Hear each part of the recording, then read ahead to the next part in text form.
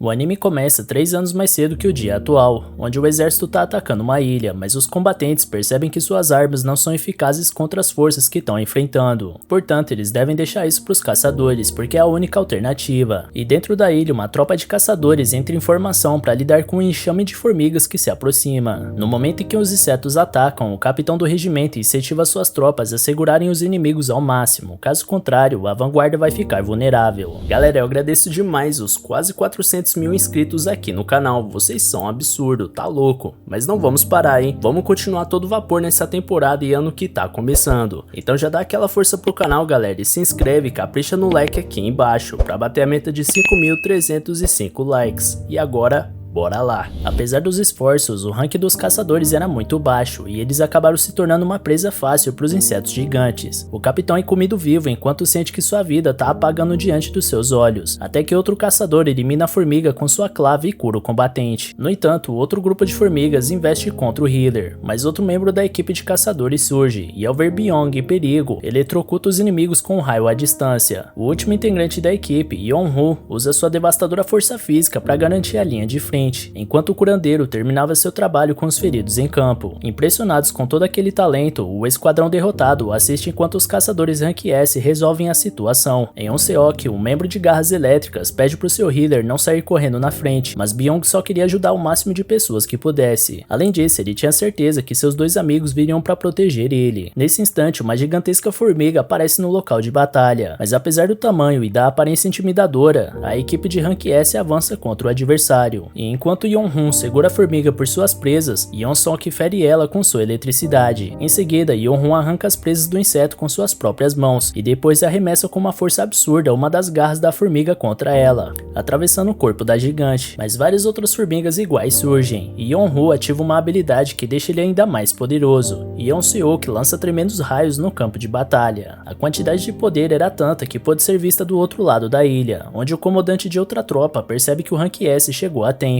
Apesar disso, o mestre Choi tinha sua própria batalha a vencer, e quando a horda inimiga se aproxima, o líder queima todas as formigas mais fracas e ordena que suas tropas avancem contra o resto delas. Nesse meio tempo é explicado o contexto da situação. Há mais de 10 anos atrás, apareceu uma série de portais que ligam nosso mundo a uma dimensão alternativa. O outro lado de cada portal estava repleto de criaturas bizarras chamadas monstros mágicos. Aqueles que despertam as habilidades para enfrentar esses monstros, que são imunes a armas convencionais, são chamados de caçadores.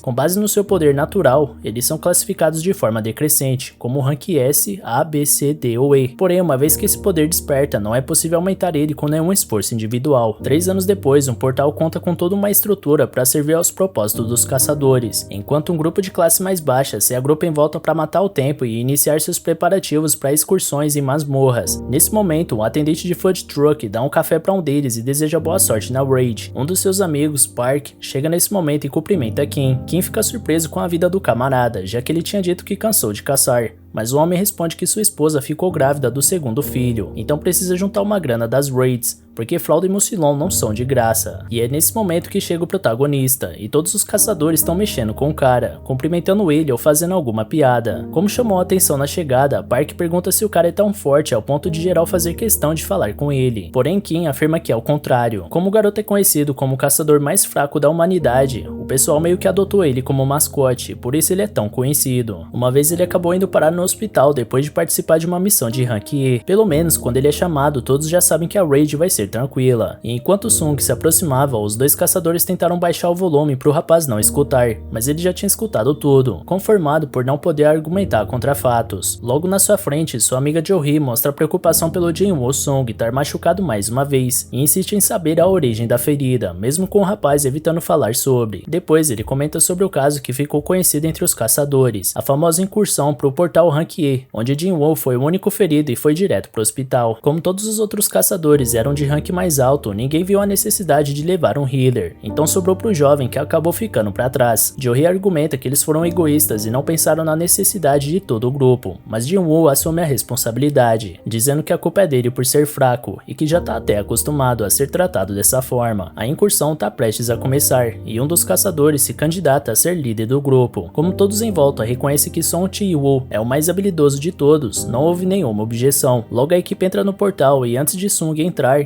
que impede pra ele ficar atrás do resto e tomar cuidado pra não se machucar. Johri tenta dar aquela motivada no garoto e também entra, enquanto ele fica pra trás e observa sua faca com quase nenhum poder mágico, que foi a única coisa que ele conseguiu comprar. Mesmo assim é melhor do que nada, portanto Jin Woo-sung promete dar seu melhor dessa vez. Longe dali, o presidente da Associação de Caçadores, Go Jun-wi, conversa com seu assistente, relatando que a conversa com o governo foi a mesma de sempre, eles acusando as Dungeons Breaks de serem um problema, mas ainda assim querendo os recursos que os caçadores coletam delas. Go não liga deles quererem uma fatia do bolo, mas gostaria que não tivesse tanta hipocrisia nesse meio, afinal as Dungeons são o meio de vida dos caçadores, eles vivem do que vendem dessas masmorras, e o exemplo mais valioso disso são as pedras coletadas dos monstros derrotados, as pedras de essência, e finalmente Jin-woo conseguiu a sua primeira, depois de muito esforço para isso. Apesar disso, outra criatura surge atacando ele, e por mais que ele fizesse de tudo para bater de frente, ao tentar cravar a faca no inimigo, sua arma é destroçada por completo. Em troca, o monstro enfia a espada na barriga do garoto. Park chega nesse momento e elimina o inimigo, mas logo precisa voltar para a linha de frente, e Sung tá sangrando muito, então Johri fica encarregada de curar seu amigo, e enquanto ele recebe tratamento, ele observa a luta dos seus companheiros, e sua visão vai ficando mais turva, conforme ele deseja que fosse capaz de estar ali na luta. Voltando ao presidente, ele explica que as pedras de essências mais caras são coletadas dos monstros mais fortes, e podem ser transformadas em armas poderosas e equipamentos para lutar contra outros monstros. Além dessas pedras, os cristais de mana têm a mesma função, mas são menos potentes, então o assistente pergunta se o governo tem outra intenção com o uso desses itens, e Go explica que a intenção deles é usar os materiais como fonte de energia, já que é uma forma de energia mais barata e eficiente do que as atuais, além de não poluir tanto o meio ambiente, e é por isso que a pressão em cima dos caçadores é tão grande. A fonte de energia mais limpa e mais efetiva é somente extraída de recursos vindos das masmorras, e na missão do Sung, a equipe enfim derrota o chefe da dungeon, e vendo todos celebrando a vitória, Johri pergunta pro amigo se ele continua tentando ser caçador só por teimosia. Afinal, se continuar do jeito que tá, alguma coisa de mais grave pode acabar acontecendo a qualquer momento. Hoje, por exemplo, a ferida não foi só na barriga, mas sim no corpo todo. Sung pede desculpas pelo trabalho que tá dando, mas a camarada repreende o garoto, dizendo que não quer pedido de desculpas, mas que fica preocupada com ele. Enquanto isso, os outros caçadores vão pegando todo o loot, mas essa dungeon não tem muitos cristais de mana, então todos estão preocupados com o pagamento que vão receber com os itens vendidos. Sung, pelo menos, tem apenas a pedra de essência Rank E, que conseguiu quase ao custo da sua vida. Nesse meio tempo, um caçador encontra um túnel dentro da dungeon, o que significa que essa é uma masmorra dupla, ou seja, uma nova oportunidade de conseguir um loot de qualidade para encher o bolso dos caçadores. Por outro lado, o líder do esquadrão é mais cauteloso e informa seus subordinados que em casos extraordinários como esse, o procedimento padrão é aguardar ordens da Associação de Caçadores. Outros integrantes questionam essa postura, com medo de enviarem outros caçadores que vão ficar com o loot restante. Além de tudo, o túnel ainda faz parte dessa dungeon Rank D, então não deve ter problema. Song Chi-yu decide fazer uma votação para entrar ou não no túnel, e ao final dela ficou empatada em 6-6, porém Sung ainda não tinha votado, então o protagonista ficou responsável pelo desempate. Ele analisa que uma masmorra nível D é muito perigosa para ele, mas como seu pai está desaparecido, ele é o único responsável por sustentar a família, então não tem outra escolha. Ele precisa pagar o tratamento da sua mãe e a faculdade da sua irmã, então após sua reflexão ele responde que prefere cair para dentro. No momento em que o caçador mais fraco busca sua superação, a Associação de Caçadores busca novos membros. Candidatos fazem fila para testar suas capacidades, e uma examinadora avalia o rank de cada um com uma esfera preta que os cidadãos tocam para serem escaneados. Um representante passa os resultados para o mestre Choi, avisando que o rank B e 2C entraram na guilda, e o chefe deixa claro que sexo e idade não importam. Se o cidadão tiver talento, tem que receber uma oferta de contrato, mesmo que não seja uma Chahai da vida. Enquanto isso, na rua mais brasileira do anime, dois caras e uma moto roubam a bolsa de uma moça e fogem disparada com os pertences da vítima. No caminho, uma mulher de boné rosa fica parada no meio da rua,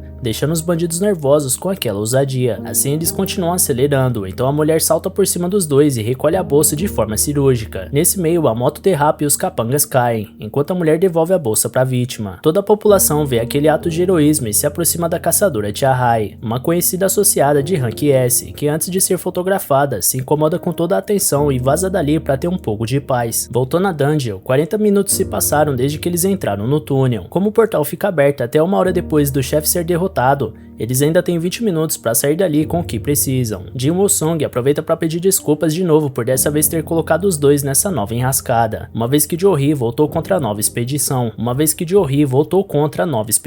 mas agora ela fica irritada e lembra o cara que ele estaria morto se a espadada que levou tivesse sido um pouco mais para cima, então ele deveria ter um pouco mais de cuidado antes de entrar em lugares que são ainda mais perigosos do que os que praticamente já tiraram a vida dele de vez. Ji-won reflete sobre o esporro e reconhece que ter do seu lado uma healer rank B é um bom adianto, então a garota pede para ser recompensada com o jantar, e a reação do rapaz fez parecer que ele prefere outra espadada no bucho. Logo à frente, o grupo alcança a câmara do chefe, e mesmo que o portão colossal pareça intimidador, ninguém ali queria voltar de mãos abanando, então decidem entrar de todo jeito, uma vez que já chegaram até ali. Antes disso, o presidente da Associação de Caçadores se apresenta para os recém-despertos, e alerta que ninguém é obrigado a se tornar um caçador de fato, mas uma vez que fizeram essa escolha, devem se manter atentos a todo instante, por mais poderosos que possam ser, e como conselho final ele pede que todos os candidatos tenham medo, porque é o medo que mantém os corajosos vivos. Assim, o grupo da expedição entra na sala do chefe e encontra várias estátuas antigas, dentre elas uma segura escritos sobre os mandamentos do templo de Cartenon. O líder dos caçadores se adianta e começa a ler. Primeiro, venere a Deus. Segundo, louve a Deus. Terceiro, prove sua fé em Deus. E enquanto o líder recita cada mandamento, Joey percebe que a estátua maior mexeu os olhos e chama Jin-woo para olhar, mas o protagonista acredita que isso é coisa da cabeça da amiga. E por fim, Song Chi-yu lê o último mandamento, que esclarece que aqueles que não seguirem essas palavras não sairão vivos. Com isso, o portão se fecha e, com todos em choque, um caçador se revolta por ter sido colocado naquela situação e deixa o grupo para trás, na tentativa de ir embora. Porém, uma das estátuas ganha vida e acaba com o homem com seu machado, antes que ele tentasse abrir o portão. Como ela aniquilou um caçador rank D como se fosse nada, não faz sentido nenhum ter um monstro desse nível nessa dungeon de nível mais baixo. De toda forma, não existe saída, então Sung já começa a imaginar o que vai ser dele, e foi nesse instante que a maior estátua da sala vira seus olhos pro protagonista. Apesar disso, Jin Woo-sung lembra que já esteve próximo da morte muitas vezes. Na primeira delas, ele se separou do grupo numa raid e acabou preso. Em seguida, ele foi atacado por monstros de rank A e passou semanas no hospital. Além disso, ele já quase morreu de fome num labirinto. Por mais baixo que fosse o rank da masmorra, para ele sempre era caso de vida ou morte, ao contrário dos caçadores mais habilidosos, que conseguem derrotar monstros fortes e conseguir itens raros. Tudo que ele tinha era uma faca inútil, e como ela quebrou, terá que lutar de mãos vazias. Por motivos como esse, Sung aprendeu que deveria aprender a observar e esperar uma boa oportunidade, uma vez que não tem condições de entrar de peito aberto numa raid, e foi essa percepção que manteve ele vivo até hoje, mesmo aos trancos e barrancos. Logo ele grita pro grupo inteiro abaixar, enquanto a estátua lança lava pelos olhos, que varre boa parte dos caçadores. Olhando em volta, todos ali presentes são tomados pelo pânico e pela impotência, enquanto o caos vai se instaurando no olhar de cada caçador preso naquela câmara, e Jin Woo-sung não tem dúvida nenhuma de que não vai sair de lá vivo. Todos os caçadores em volta tentavam usar os segundos de trégua para planejar algum movimento de reação, mas tudo parecia pequeno demais diante da enormidade do inimigo. Nesse meio tempo, Jin Woo-sung tenta ajudar Jo-hee, que está inconsciente com o ataque, e Song Chi-yu agradece o garoto pela perspicácia, tendo em conta que o garoto antecipou o ataque e mandou todos se protegerem, poupando assim algumas vidas. Jin-woo observa o líder e repara que seu braço foi arrancado, e a valentia do experiente líder tenta manter o jovem calmo, dizendo que é só cerrar os dentes que a dor se torna suportável. Ainda assim, é preciso estancar o sangramento antes que o pior aconteça. Então Jin-woo faz sua parte e cobre o ferimento com gaze. Durante o ato, Chi-yu comenta que iria pedir o tratamento para Jo-hee, mas ela não costuma lidar bem com a pressão, por isso só participa de raids fáceis, mesmo sendo uma healer rank B. Por falar nisso, ele comenta que já teve em 2 raids rank B, e não tem dúvidas que esse inimigo é da classe A, e talvez até S. Quanto aos mandamentos do templo de Cartenon, escritos naquela placa, provavelmente se tratam de um deus que é representado por essa estátua, uma vez que junto com os portais, diversos fenômenos sobrenaturais começaram a acontecer no mundo. Um desses fenômenos, os caçadores, mas para contrapor isso, alguns monstros por trás desses portais acumulam poderes além de qualquer imaginação. Enquanto isso, bem longe dali, numa escola, a irmã do protagonista, Dina Sung, conversa com uma amiga, e a garota de cabelo curto pergunta se o irmão da Dina realmente é um caçador. Ela responde que sim, apesar dele ser do rank E, e que geralmente chega em casa todo enfaixado das suas missões. Depois ela pergunta a razão desse interesse da garota pelo assunto, mas ela desconversa, e depois comenta bem baixo que com certeza faria o melhor trabalho que esse caçador rank E. Voltando pra dungeon, o líder argumenta que o inimigo é muito poderoso para ser destruído, portanto eles precisam ter calma, analisar o ambiente e encontrar um jeito seguro de sair dali. Apesar da tentativa de precaução, um membro da equipe se afoba e se recusa a morrer naquele lugar, já que acabou de firmar um contrato com uma grande guilda, alta. Então, confiando na sua velocidade, ele garante que consegue atravessar o portão antes de ser pego. Mas antes mesmo de chegar no meio do caminho, a estátua destrói o corpo do velocista quase por inteiro, deixando para trás apenas os pés do caçador. Sem dúvidas, essa foi a última evidência que todos precisavam para saber que essa criatura pode aniquilar todos eles num piscar de olhos. A grande questão é que ela ainda não eliminou todos, e talvez o motivo disso seja um indício de uma saída. Por isso, Jin Woo-sung usa o cérebro e pede para o seu líder lembrar o primeiro mandamento de Cartenon, que é venerar a Deus. Buscando interpretar a frase, Jin Woo-sung se levanta em busca de uma solução, e por mais que Chi-Yu esteja preocupado com a reação inesperada do garoto, algo nos olhos dele diz que ele não desistiu da vida. Então, analisando o mandamento, o rapaz pede pro resto do grupo se curvar perante a estátua, simulando a veneração que o deus demanda. Os caçadores ficam confusos e descrentes do acerto dessa medida, mas não é como se eles tivessem ideias melhores no momento, então logo todos se juntam ao plano. A veneração causa um movimento na estátua, que altera seu rosto para uma expressão macabra. Depois de alguns segundos de tensão, o grupo começa a se questionar sobre o próximo passo,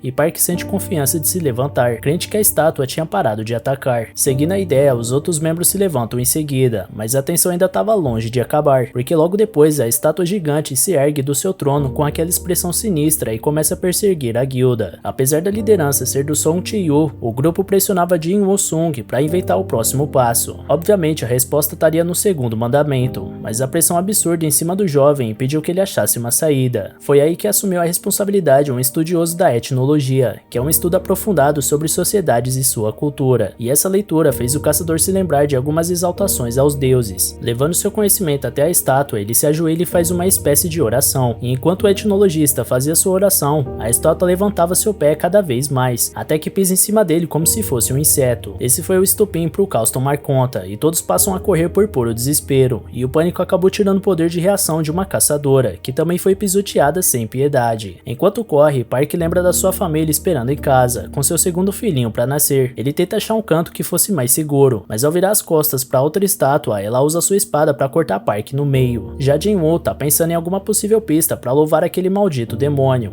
então volta a observar seu entorno. E ao enxergar as estátuas em volta, nota que a primeira carrega uma lança, enquanto a segunda segura um machado, a próxima um martelo, depois uma espada e logo após um trompete. De forma intuitiva, ele prevê que as estátuas com instrumentos musicais são pacíficas, então manda cada integrante correr até alguma. Mas assim que ele chega numa estátua com um tambor, a música do instrumento não tocou, então ele supõe que isso só daria certo se apenas uma pessoa ficasse com cada estátua. Por isso, ele deixa Jory em segurança e parte para a próxima. Como era o único alvo solto em campo, o deus foi atrás do Sung, que corria a toda velocidade para a última alternativa. No momento em que seria esmagado, ele consegue saltar e chegar até a estátua que queria, mas como estava escuro, ele não viu que na verdade a estátua segurava um escudo, não um instrumento musical. Então ela levanta a arma e acerta o jovem caçador. Apesar da força brutal do impacto, Jin Woo-sung sobrevive e rasteja em busca do último instrumento. Severamente ferido, ele chega até o destino no exato momento em que o deus pisa próximo ao corpo dele. Apesar disso, a estátua solta sua voz angelical, e com o louvor de todos os instrumentos tocando juntos, o deus demônio se senta novamente. Jory corre atrás do seu amigo, que está debilitado ao extremo, e como se não bastasse, o pisão que a estátua deu por último acabou levando a perna direita do caçador. Jory se apressa para estancar o sangramento, enquanto ela própria começa a sangrar por todos os orifícios do seu rosto, por conta da dificuldade da ferida. Após o fim definitivo do conflito, os membros da guilda se entreolham e analisam as perdas, então logo procuram achar um culpado por toda a tragédia que seguiu após a votação para entrar no túnel. Depois de todos os dedos apontados, Song Chi-Yun assume a responsabilidade para si, já que é o líder e encarregado da palavra final. Apesar de toda a discussão, o deus ergue a mão e o solo trepida, fazendo o grupo achar que é um terremoto. Porém, Jin-Woo explica para o grupo que a estátua estava levantando um altar no centro do salão. Como em muitos mitos e culturas, deuses demandam sacrifícios e oferendas em seu nome, e como o terceiro mandamento diz, o próximo passo é provar sua fé em Deus, e são nesses momentos onde os homens precisam se diferenciar dos garotos, e quem assume o primeiro movimento para apontar sua espada para Chi-Yu, uma vez que deveria assumir a desonra de ter fracassado em sua liderança. Outros membros tentam impedir a ação, mas o próprio líder se entrega para o sacrifício e vai até o altar. Chegando lá, chamas se acendem em volta do ritual, mas como nada mais aconteceu, Jin Woo-sung pede ajuda para examinar o altar de perto. Assim, ele passa alguns segundos tentando sacar alguma pista do próximo passo, mas sem muito sucesso. Por fim, ele considera a possibilidade de alguém vir resgatar eles, caso continuem esperando. Mas como esse portal já foi aberto há 7 dias, o grupo teme que as estátuas voltem a se mexer a qualquer momento.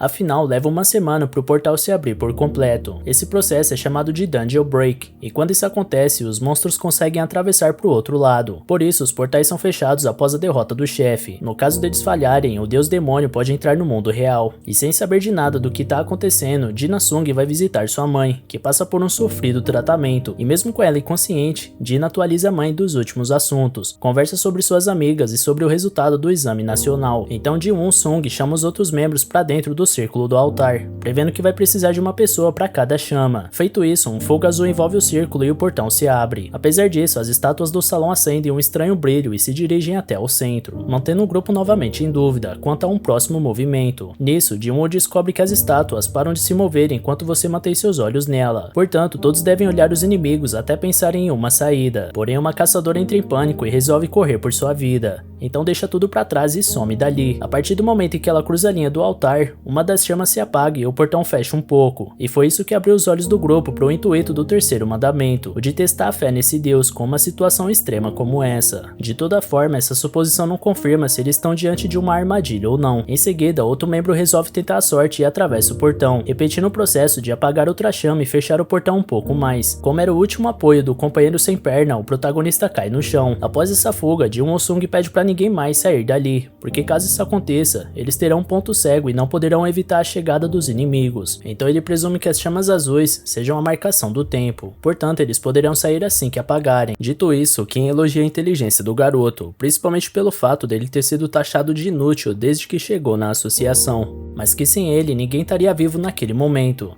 Kim tem uma família esperando por ele, então ele não quer morrer agora. Por isso Kim pede perdão e foge da câmara. Por isso Park pede perdão e foge da câmara. Os 3 sobreviventes agora tinham um ponto cego, uma vez que não tinham olhos o suficiente para cobrir todo o entorno de estátuas, ou seja, eles não podem mais impedir que elas se aproximem. Jin-Woo começa a chorar por ter chegado tão longe e ter falhado, apesar de tantas vezes já ter sobrevivido aos desafios que colocaram ele à prova. Mas antes do fim, Song Jin-Woo manda os 2 jovens irem embora. Segundo ele, é evidente que o portão vai se fechar após o penúltimo sobrevivente ir embora. Como os 2 ainda têm uma longa vida pela frente, então devem ir. Logo ele pede para Jo-hee cuidar do sangue, e quando o Healer ia se preparar para levar o companheiro embora, suas pernas travam e ela não consegue mexer elas. Isso faz o líder pensar que ela se esforçou demais para curar o sangue, mas de toda forma, alguma atitude precisava ser tomada, porque o cerco estava prestes a se fechar. Por essa razão, Jin Sung manda Chi-Yu carregar a Healer para fora. O líder esboça um argumento, mas o protagonista insiste aos berros que ele leve ela logo, porque não existe outra alternativa, sendo que ele tá sem uma perna. Jo-hee entra em pânico e tenta convencer sua amiga a mudar de ideia, mas a resposta dele é entregar sua pedra mágica pra garota, levando em conta que ela tinha chamado ele para almoçar mais cedo. Com isso, ela poderia ganhar uma grana e comprar um almoço especial quando Jin-Woo sair.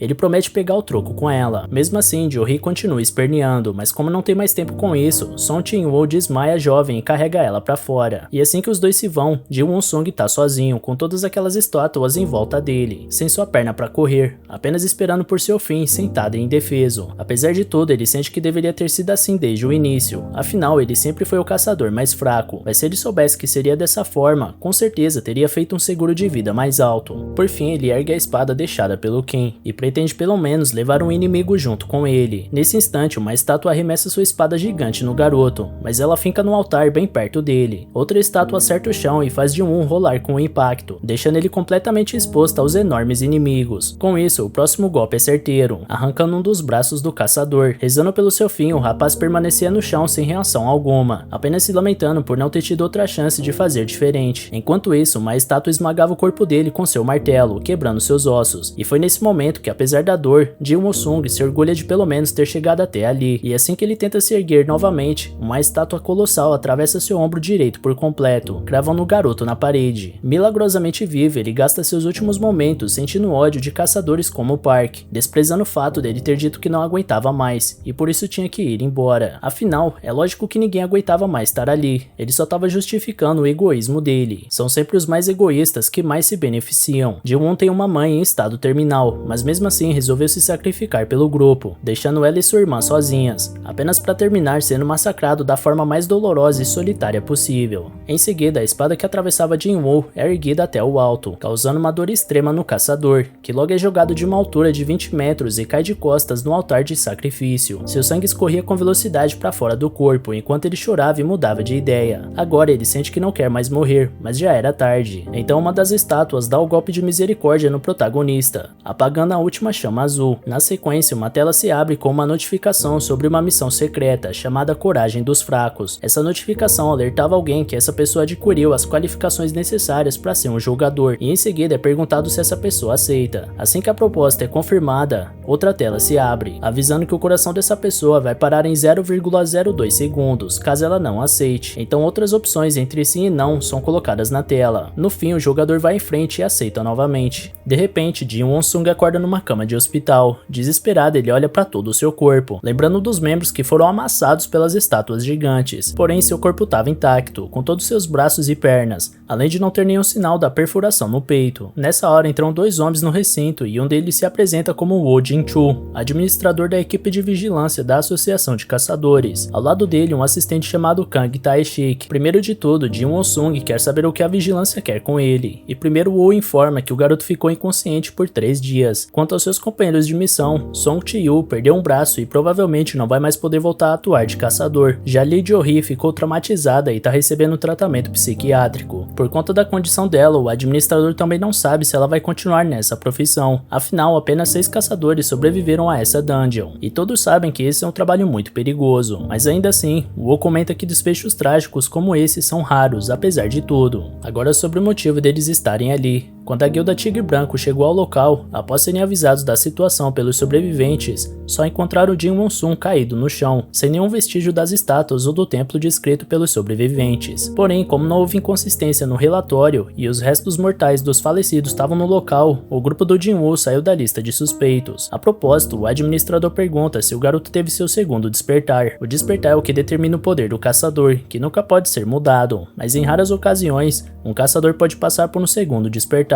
Isso burla a regra do poder imutável e pode alavancar um caçador até o rank A, ou até mesmo pro rank S. E para medir a nova força do protagonista, um medidor de mana é levado até ele, já que ele foi capaz de sobreviver a monstros de nível morte instantânea. É muito provável que estejam diante de um novo prodígio. Após Jin-Woo colocar a mão no aparelho, o dispositivo indica o número 10 na tela. Ele estava empolgado para descobrir seu novo rank, e insiste para os vigilantes revelarem o resultado logo para ele, mas Woo Jin-choo informa que se enganou e pede desculpas pro jovem. Do lado de fora, Kang Tae-shik parece frustrado com o resultado do teste, visto que até caçadores rank E podem chegar até 70 pontos no medidor, então é como se Jin Won-sung fosse apenas um civil pela sua pontuação. E enquanto Kang relata seu descontentamento, Woo Jin-choo pensa que a dungeon desapareceu, então não existe uma forma de explorar ela de novo e descobrir como aquele garoto sobreviveu. Voltando pro jovem, ele lamenta que não tenha conseguido uma boa pontuação, já que estava na expectativa de ter subido de nível, mas acima de tudo, Jin-Woo ficou confuso por ninguém ter perguntado sobre essa interface estranha que parece de um videogame, indicando que ele tinha uma mensagem não lida. Isso faz o garoto pensar que só ele é capaz de enxergar esse troço. Ele tenta tocar na interface, mas descobre que não é uma tela de toque, e quanto mais ele se concentrava naquilo, mais algumas memórias voltavam para a mente dele, tipo quando ele estava para ir dessa para melhor e essa mesma tela apareceu na frente dele, dizendo que ele atingiu as condições para ser um jogador, e depois perguntando se Jin-Woo gostaria de entrar numa missão chamada Coragem dos Fracos. Em seguida, sua irmã aparece no hospital dando um esporro no cara por não ter se cuidado de novo, já que em quase toda a missão geral volta ileso, mas seu irmão continua sendo um saco de pancada. Mas como era uma preocupação genuína, Jin-Woo sorri levemente com a bronca da Dina, só que isso levou a garota a interpretar que estava sendo ironizada. Então ela ameaçou de largar os estudos e arranjar um emprego se o rapaz continuar se estrupiando por aí, já que um dia ele vai acabar aleijado e desempregado. Como sua irmã estava certa, Jin-Woo concorda em tentar pegar leve, e logo ele pergunta se Dina consegue ver essa interface estranha na frente dele. A garota acha que algum médico precisa examinar a cabeça dele, mas vai na onda do protagonista. Como ele é gamer, Jin-Woo explica que essa interface parece de um jogo virtual, e pergunta o que fazer quando uma notificação de mensagem não lida aparece em um jogo. Dina explica que normalmente é só abrir a caixa de mensagens. Como o garoto repetiu as palavras da irmã, o comando de voz mostrou as mensagens, e depois da primeira informar que ele se tornou um jogador, outra dizia que a missão diária chamada Treinamento de Força chegou. Na hora, Jin-Woo tenta se lembrar de onde ouviu essa palavra jogador, enquanto Dina vê que o irmão irmão tá bem e se despede, e do lado de fora ela se encontra de novo com sua amiga Song, a que acredita ser mais útil do que Jin-woo como caçadora. Enquanto isso, o garoto se aprofunda mais no menu virtual, descobrindo que ele foi projetado para auxiliar no desenvolvimento do jogador, e também que o não cumprimento da determinação do sistema pode resultar numa penalidade. Por último, uma terceira tela indicava que as recompensas já foram entregues para ele. Ele continua sem entender o que está acontecendo, então entra nos detalhes da missão Treinamento de Força para dar uma olhada.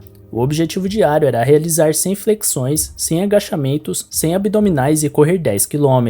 Caso o jogador não cumpra essa missão, vai sofrer uma penalidade. Ji-won-sung acha que isso não passa de uma brincadeira e tenta imaginar como diabos conseguiria fazer tudo isso do jeito que ele tá, mas enquanto tá deitado sem levar isso a sério, uma contagem regressiva no menu vai esgotando seu tempo. Nesse meio tempo, o administrador da equipe de vigilantes informa ao presidente Go que aquele jovem caçador, Jin-woo-sung, não teve um segundo despertar. Pelo telefone, Go fica aliviado por pelo menos esse caso não ter causado uma dungeon break, mas ainda assim tem alguma coisa que não tá cheirando bem nessa história. Portanto, o chefe manda a vigilância deixar essa dungeon no banco de dados para uma avaliação posterior. Enquanto isso, o mestre Choi convida Cha Hae para ser instrutora da próxima Raid Rank B, porque vai ser uma importante expedição para definir novos recrutas para a instituição. Entretanto, Cha Hae não se sente muito segura com suas habilidades como mentora, então Choi explica que tudo que ela precisa fazer é lutar normalmente como sempre faz, e sua performance vai servir de exemplo para os menos experientes. Após isso, ele explica que a Guilda dos Caçadores é uma das 5 maiores guildas do país, mas em nível internacional eles ainda são pequenos, e embora o nível individual não possa ser evoluído, o treinamento do coletivo sempre será um diferencial, principalmente agora que eles estão se preparando para um momento muito especial. Mais tarde, um portal se abre no meio de uma estrada, e os civis ficam se perguntando quando os caçadores vão chegar para resolver esse problema. Já Jin-woo, que estava no meio do seu sono, recebe uma mensagem de falha na missão diária, e como penalidade, um terremoto toma seu quarto e o garoto é teletransportado para um lugar desconhecido. Sem entender o que aconteceu, ele se depara com uma centopeia gigante do deserto, enquanto o painel surge de novo contando que é uma missão punitiva de sobrevivência, e o objetivo é se manter vivo durante 4 horas. Enquanto isso, as enfermeiras se dão conta que um dos pacientes sumiu, e mesmo depois de 2 horas dele fugindo de um inseto monstruoso, as funcionárias estão batendo cabeça e não sabem mais onde procurar Jin-woo. Portanto, o garoto fica preso naquele mundo alternativo até o fim da contagem regressiva, e quando a criatura ia dar o bote certo, o tempo se esgota e o garoto desesperado volta diretamente pro hospital, recebendo a notícia que completou a missão e que uma recompensa foi concedida a ele. Mas antes que ele pudesse resgatar o item, as enfermeiras chegam no quarto dele e começam a ajudar. No dia seguinte, Dina tá no telefone com o irmão e pede pra ele bancar ela no Chagall, já que o Jin-woo deu tanta dor de cabeça pra ela de novo. Nesse meio tempo, Jo-hee é convocada pra uma Raid Rank D,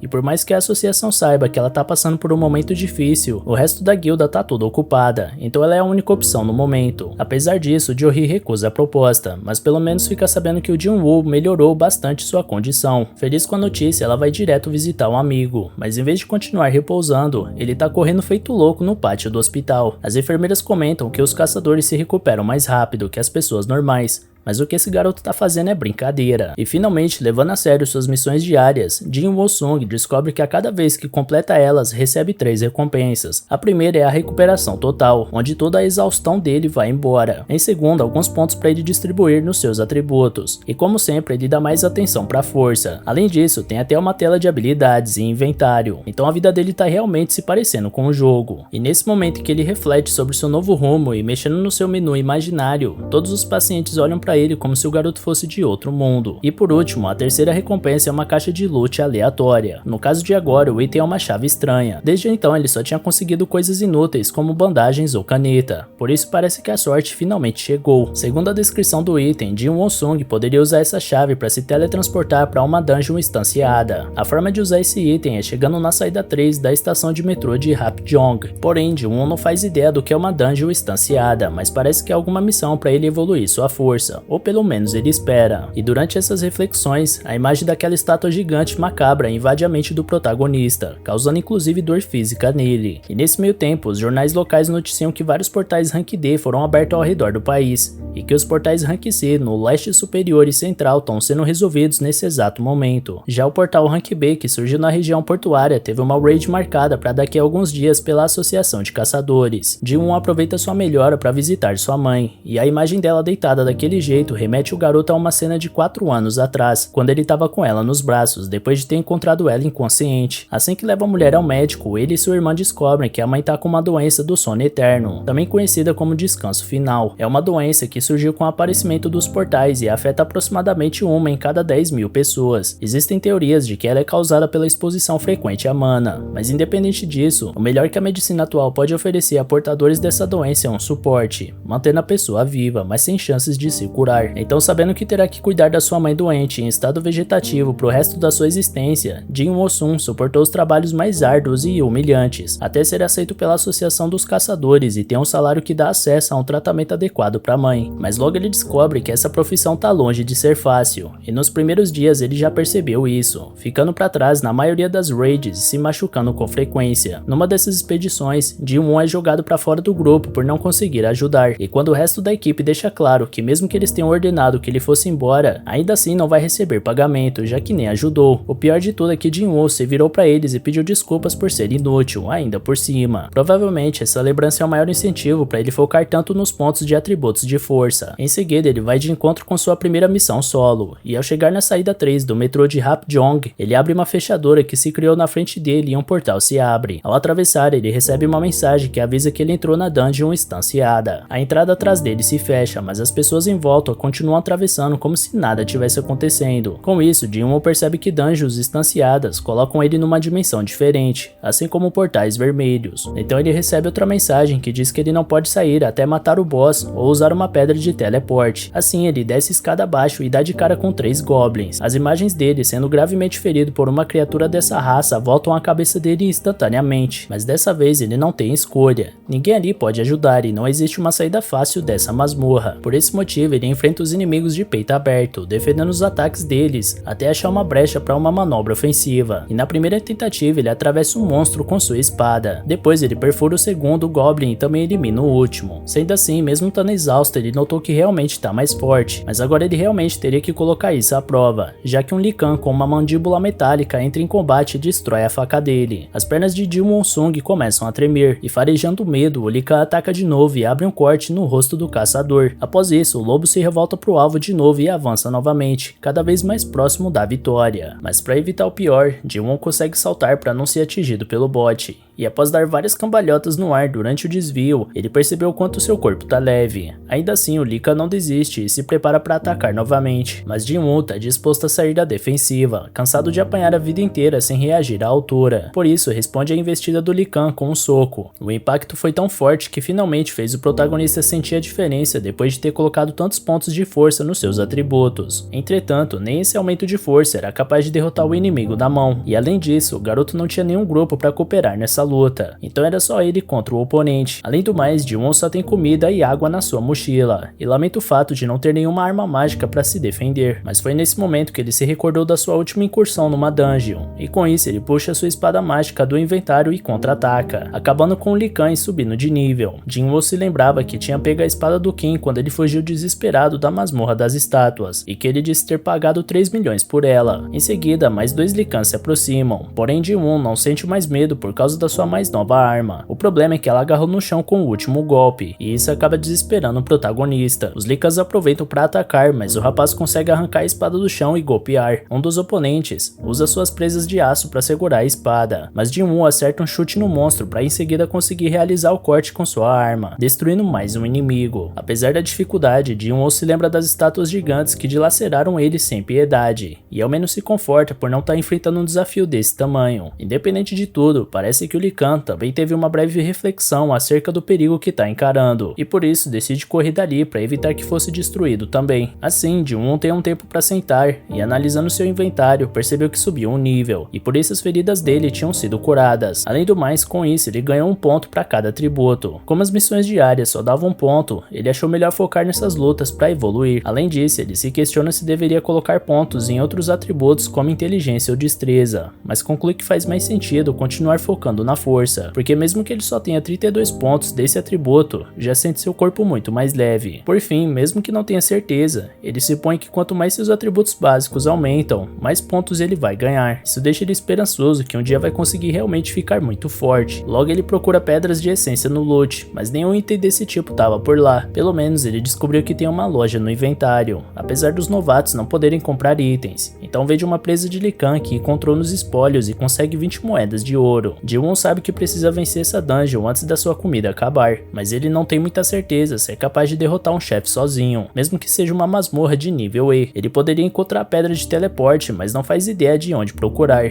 Então a melhor ideia é upar nessa dungeon até ter condições de enfrentar o chefe. E para continuar com o pé direito, dezenas de Licans chegam até o garoto e atacam ele. Mas mesmo diante de tantos inimigos, ele não sente medo, porque já presenciou a sua própria morte uma vez. Por isso ele entra em combate e consegue se livrar de algumas criaturas, mas ele sabe que por mais que não seja fácil derrotar ele, também não é simples acabar com tantos Licans em bando, portanto é sempre válido ser cauteloso. E nesse momento ele se lembra de quando ralava em empregos normais, até receber a notícia que tinha qualificação para ser um caçador, assim tendo esperanças de pagar o tratamento da mãe, até se recordar do momento onde foi morto pelas estátuas gigantes. Tendo essas recordações em mente, Ji-won promete lutar com intensidade e avança contra os adversários. Ele elimina tantos Licans que, além de subir vários níveis, conseguiu o título de matador de lobos. Enquanto isso, alguns pedestres da cidade percebem que o túnel está começando a ficar perigoso, e por essa razão se perguntam quando a associação vai fazer alguma coisa a respeito disso, já que existe um risco real de dungeon break. De volta à estação, Ji-won vê que sua espada tá rachando de tanto ele usar, então volta a se perguntar se já tá na hora de vazar dali. Enquanto isso, seu menu explicava que os jogadores que conseguem o título de matador de lobo têm um bônus de 40% em todos os atributos contra animais. Além disso, ele vê que conseguiu 34 presas de lobo, 2 punhais gastos e uma capa de viajante. Mas por último, e mais importante, ele nota que conseguiu a pedra do teleporte. A conquista desse item reacendeu a dúvida entre ir embora ou não, mas Ji-won tem medo de não ter outra oportunidade de ganhar XP tão rápido assim de novo, porque talvez essa dungeon seja só por tempo limitado, igual em alguns games. Segundo o próprio Jin-Woo Sung, ele se sente dançando na palma da mão de Buda, diante de tudo que tá vivendo sem fazer ideia de como chegou até isso. Enquanto isso, Jo-hee recebe outro telefonema da Associação de Caçadores, sendo avisada que o portal que ela foi convidada para defender foi vítima de um dungeon break. Na hora ela se sente culpada por ter recusado o chamado, e lembrando da disposição do Ji-woo mesmo na situação difícil que estava passando, a garota decide ajudar de uma vez por todas, porque a associação estava em falta de healers nessa batalha e a cidade estava em grande perigo. Ji-woo continua evoluindo sem parar, até que essas horas de experiência fazem ele reparar que os inimigos com o nome branco são mais fracos que ele, enquanto os laranjas são do mesmo nível dele e os vermelhos são mais poderosos. Ele upou tanto que até os Licans passaram a ter o nome branco ao contrário do vermelho de quando ele tinha acabado de chegar. Porém, mesmo que tenha evoluído tanto, Ji-woo sente que não pode derrotar o chefe lá embaixo da escadaria, talvez por sua percepção ter aumentado. Esse sentimento de que ele não tem chance fica cada vez mais vivo. Porém, mesmo que esse monstro dê calafrios no protagonista, ele já chegou no nível 15 e provavelmente não vai conseguir subir de nível naquela dungeon. Além do mais, a espada tá cada vez mais rachada, então seria melhor ele parar de ficar usando ela à toa e ir direto para onde realmente importa. Por isso, ele desce a longa escadaria da estação até chegar no andar mais baixo. Uma criatura gigante e veloz atravessa debaixo d'água até arremessar Ji-woo na parede e quebrar a espada dele. O garoto levanta e vê que tá diante do Rei do Pântano, a caçaca azul de presas venenosas. Por mais que Ji-woo tenha evoluído muito, o nome do chefe ainda tá laranja, e só de olhar para a criatura ele nota que não vai conseguir perfurar aquelas escamas só com uma espada. Portanto, a estratégia é suportar esses ataques pesados da cobra até descobrir um ponto fraco. O problema é que até esse momento chegar, ele precisa sobreviver, e do jeito que as coisas andam nessa batalha, pode ser que ele não consiga fazer isso. Após vários ataques poderosos seguidos, a cobra gigante joga um vagão inteiro de trem no protagonista, e essa demonstração de poder faz ele se sentir pequeno, mesmo depois de colocar tantos pontos em força. Por fim, ele se questiona quantos pontos ele vai ter que colocar nesse atributo até parar de ser visto como uma piada. E por falar nisso, ele se lembra de quando era chamado de o caçador mais fraco da humanidade. Numa lembrança antiga, um homem encoraja Ji-woo a não ligar para esse apelido e focar em provar para todos que ele não é o que eles dizem ser. Durante toda a sua vida ele foi ridicularizado, e isso fazia ele sentir vergonha de si mesmo. Quando você é forte, consegue lidar com desafios, ajudar os outros e ser respeitado por quem te cerca. Por outro lado, quando você é fraco, você depende da ajuda das pessoas e acaba virando um peso nas costas da sua equipe. A sociedade te olha por cima, e mesmo que você seja inteligente, empático ou criativo, diante dos fortes tudo isso fica invisível. E no final das contas, empatia não vence batalhas, e é por esse motivo que Ji-woo estava tão decidido a se tornar o mais forte de todos, para provar que pode fazer a diferença. força. Então ele tenta subir pelas escamas da cobra, mesmo sem convicção que iria conseguir tirar algo disso, mas logo é jogado no chão de novo. Entretanto, assim que se ergue mais uma vez, uma aura azul toma conta do protagonista, e ele sabe bem que esse inimigo diante dele não é nada perto do terror que ele passou com aquelas estátuas. Essa mentalidade trouxe a disposição necessária para ele continuar lutando, e dessa vez mais confiante. Após escalar até o topo da cobra, ele consegue dar um salto até a parte de trás do pescoço dela, e com a bênção dos seus inúmeros pontos em força, ele começa a esmagar as escamas da casaca azul com as próprias mãos. A cobra tenta escapar do adversário de toda forma possível, mas a força do Jin Woo-sung era tanta que a cabeça da criatura foi tirada. Exausto, Jin Woo via seu próprio sangue escorrer por todo o seu corpo com o esforço absurdo que estava fazendo, enquanto o monstro gigantesco estava morto na frente dele, e seu menu virtual indicando que ele subiu vários níveis. Ainda por cima, ele foi recompensado com uma adaga feita com veneno de casaca, além de ter o dobro do dano da espada do Kim.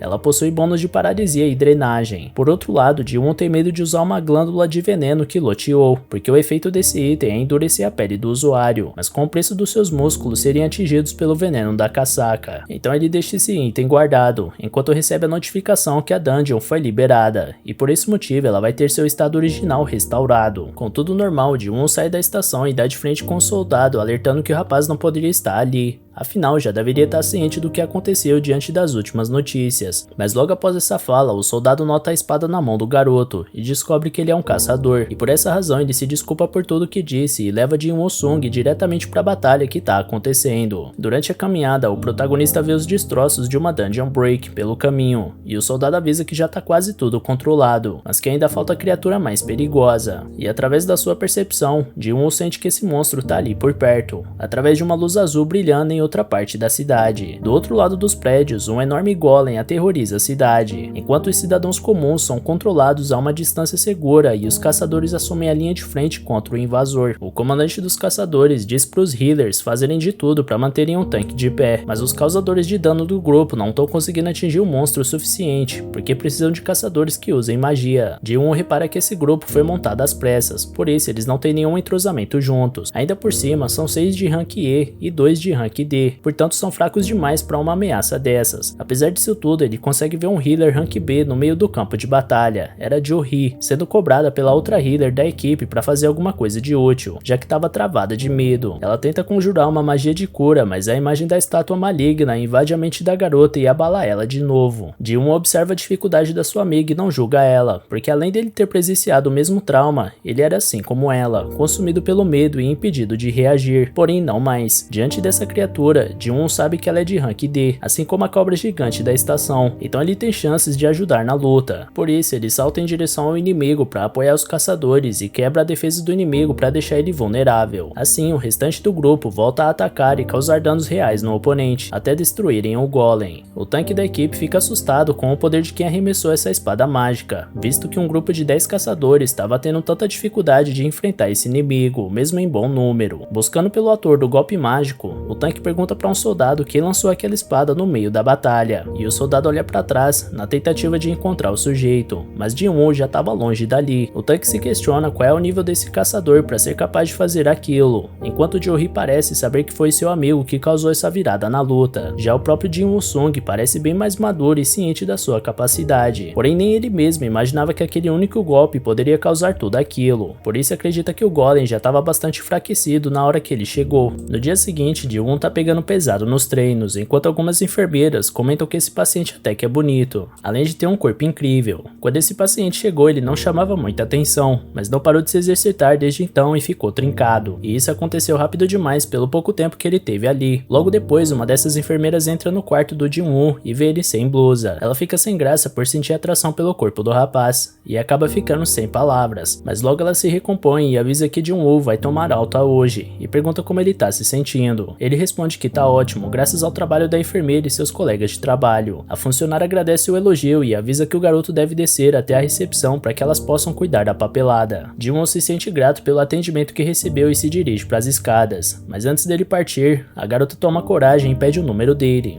Inocente, Ji-won pensa que é para mandar o resultado dos exames para ela depois da alta, então passa seu contato para a garota. Enquanto isso, no jornal Outra Manhã, a apresentadora recebe um convidado muito especial chamado Baek Yoon-ho. um dos 7 caçadores Rank S do país. Por ser de um nível muito elevado, a apresentadora pergunta se o dia a dia do caçador é muito corrido e quer saber o que ele faz da vida quando não tá em dungeons. Então Baek responde que todo dia é um dia de treino e que isso é necessário, além de sempre estar em combate, para manter os reflexos em dia. Mas no caso dele, criou o hábito de treinar o tempo todo, porque já foi um bombeiro em uma época, e nessa profissão, o menor erro pode custar a vida de um companheiro, e esse pensamento sempre guiou seu caminho. Dinah estava assistindo esse programa antes de sair para a escola, mas logo vê que tá na hora de partir. Por isso vai procurar seu irmão para se despedir. Ele tinha acabado de acordar, então ela avisa que a janta de ontem que sobrou tá na geladeira, enquanto nota a barriga trincada do irmão. Por isso ela pergunta se ele anda malhando, e se por acaso a academia faz crescer a altura, já que até mais alto ele ficou. Então ela brinca que não sabia que os homens cresciam mesmo depois de velhos, e depois se prepara para ir para a escola. Antes dela sair, Ji-won lembra dela levar um guarda-chuva, mas Dinah acha ele muito pesado, além do fato de estar muito sol hoje. Porém, Ji-won é devoto do ditado popular de que prevenir é melhor do que remediar, e enfia o guarda-chuva na mochila da irmã. Com a partida da Dinah, Ji-won abre seu menu de treino e vê que já cumpriu todas as obrigações do dia, menos a corrida de 10 km,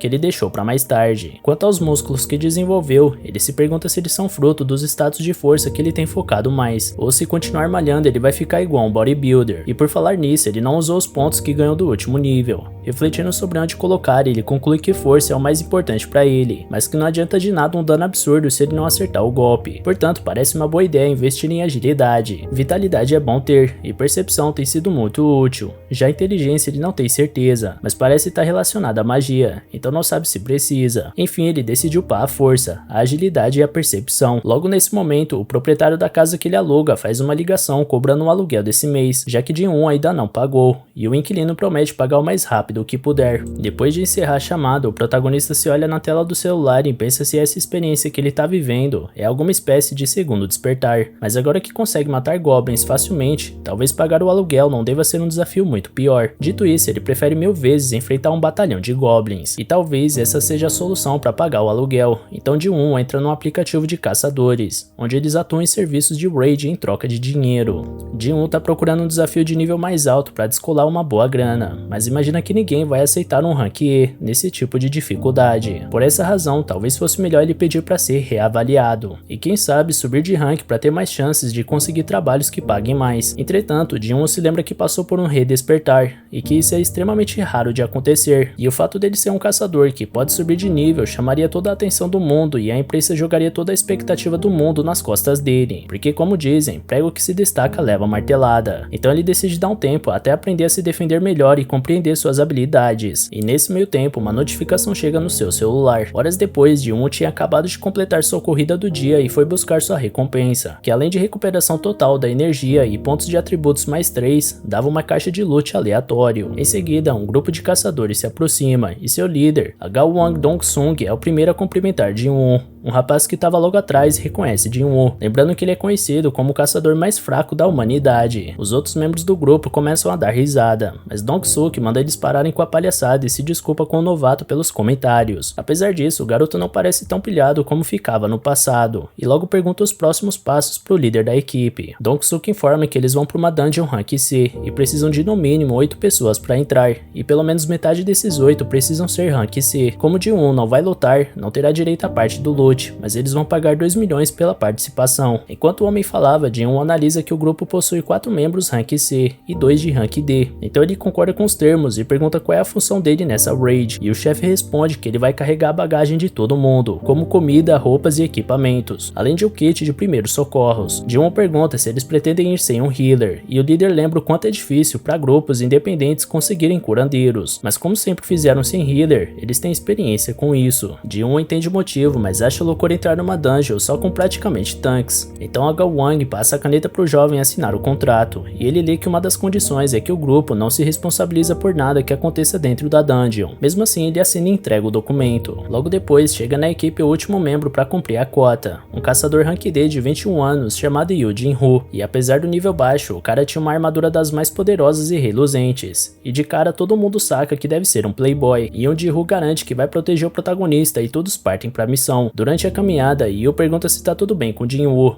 já que essas mochilas parecem pesadas, e ele agradece a preocupação, mas diz que tá tudo bem. Depois, o jovem de 21 anos começa a contar a história do antigo presidente da empresa por onde eles estavam passando, que fugiu pro exterior há 2 meses, levando embora 900 bilhões desviados. Como Jin-Woo parecia desinteressado com a conversa, Yoo pede desculpas por não ter muita noção de quando tá incomodando os outros. Chegando no portal, a equipe nota que ele é grande demais para ser de rank C, mas a Ga-won confirma que a associação verificou 2 vezes. Yoo pergunta pro novo colega se eles não deviam se preocupar mais com o tamanho desse portal, mas Jin-Woo-sung informa que o que importa não é o tamanho, mas o nível de poder mágico vindo de dentro. E é isso que a associação de caçadores avalia na hora de classificar. Dungeons perigosas de rank B ou maiores ficam a cargo de guildas maiores, já as de rank C para baixo não devem ser tão perigosas. Yoo elogia o conhecimento do bagageiro nesses assuntos, e ele lembra que já é um caçador há muito tempo, mesmo que nunca tenha entrado num portal de rank C. Enfim, é chegada a hora e todos atravessam a barreira em direção à masmorra. Como estava muito escuro, Kyo-han lança uma magia de iluminação, e todos ficam confusos pelo fato dessa dungeon não ter monstros e ser completamente escura, ao contrário das outras, que são repletas de pedras brilhantes que iluminam o local. Essas características da caverna fazem Jin-Woo se lembrar do templo de Kartenon, onde ocorreu toda aquela tragédia. Nesse instante, o colega de armadura reluzente pergunta para ele o que são essas tais pedras brilhantes, e ele explica que são rochas que emitem uma luz fraca, bem comuns em dungeons tipo caverna. Com essa nova informação, Yoo repassa todas as pedras que aprendeu que existem, incluindo a pedra da essência, que se consegue dos monstros mágicos, a pedra de mana, que pode ser minerada das dungeons, e essa pedra brilhante que ilumina as cavernas. Yoo acha fácil confundir elas todas, mas o bagageiro promete que ele vai se acostumar. Assim que o grupo chega numa parte dividida em 3 caminhos, Yoo fica tenso e pensa que não tem nada nesse lugar, então pergunta pro Jin-Woo se existem dungeons sem monstros, mas o protagonista manda ele ficar quieto, porque sua percepção indica que um som estranho tá surgindo de algum lugar. Portanto, os monstros mágicos estão por ali em algum lugar, só não deram as caras ainda. Com a descoberta, a equipe se prepara para qualquer ameaça iminente, enquanto Jin-Woo pensa em que tipo de criatura se esconde aos montes nas sombras e é atraída pela luz, e logo conclui que são monstros tipo inseto. Nesse instante, sons vindo de todos os lados parecem cada vez mais altos e intensos, e toda a equipe parece que vai entrar em pânico por não conseguirem enxergar nenhum inimigo. Eles olham para todos os túneis na espera de algum sinal, até que surge do alto um monte de formigas gigantes. Além de Kyo-wan, os arqueiros tentam evitar que os inimigos se aproximem, mas logo eles conseguem chegar no chão. Por isso, Dong-suk usa uma habilidade de provocação para atrair todos os oponentes para ele.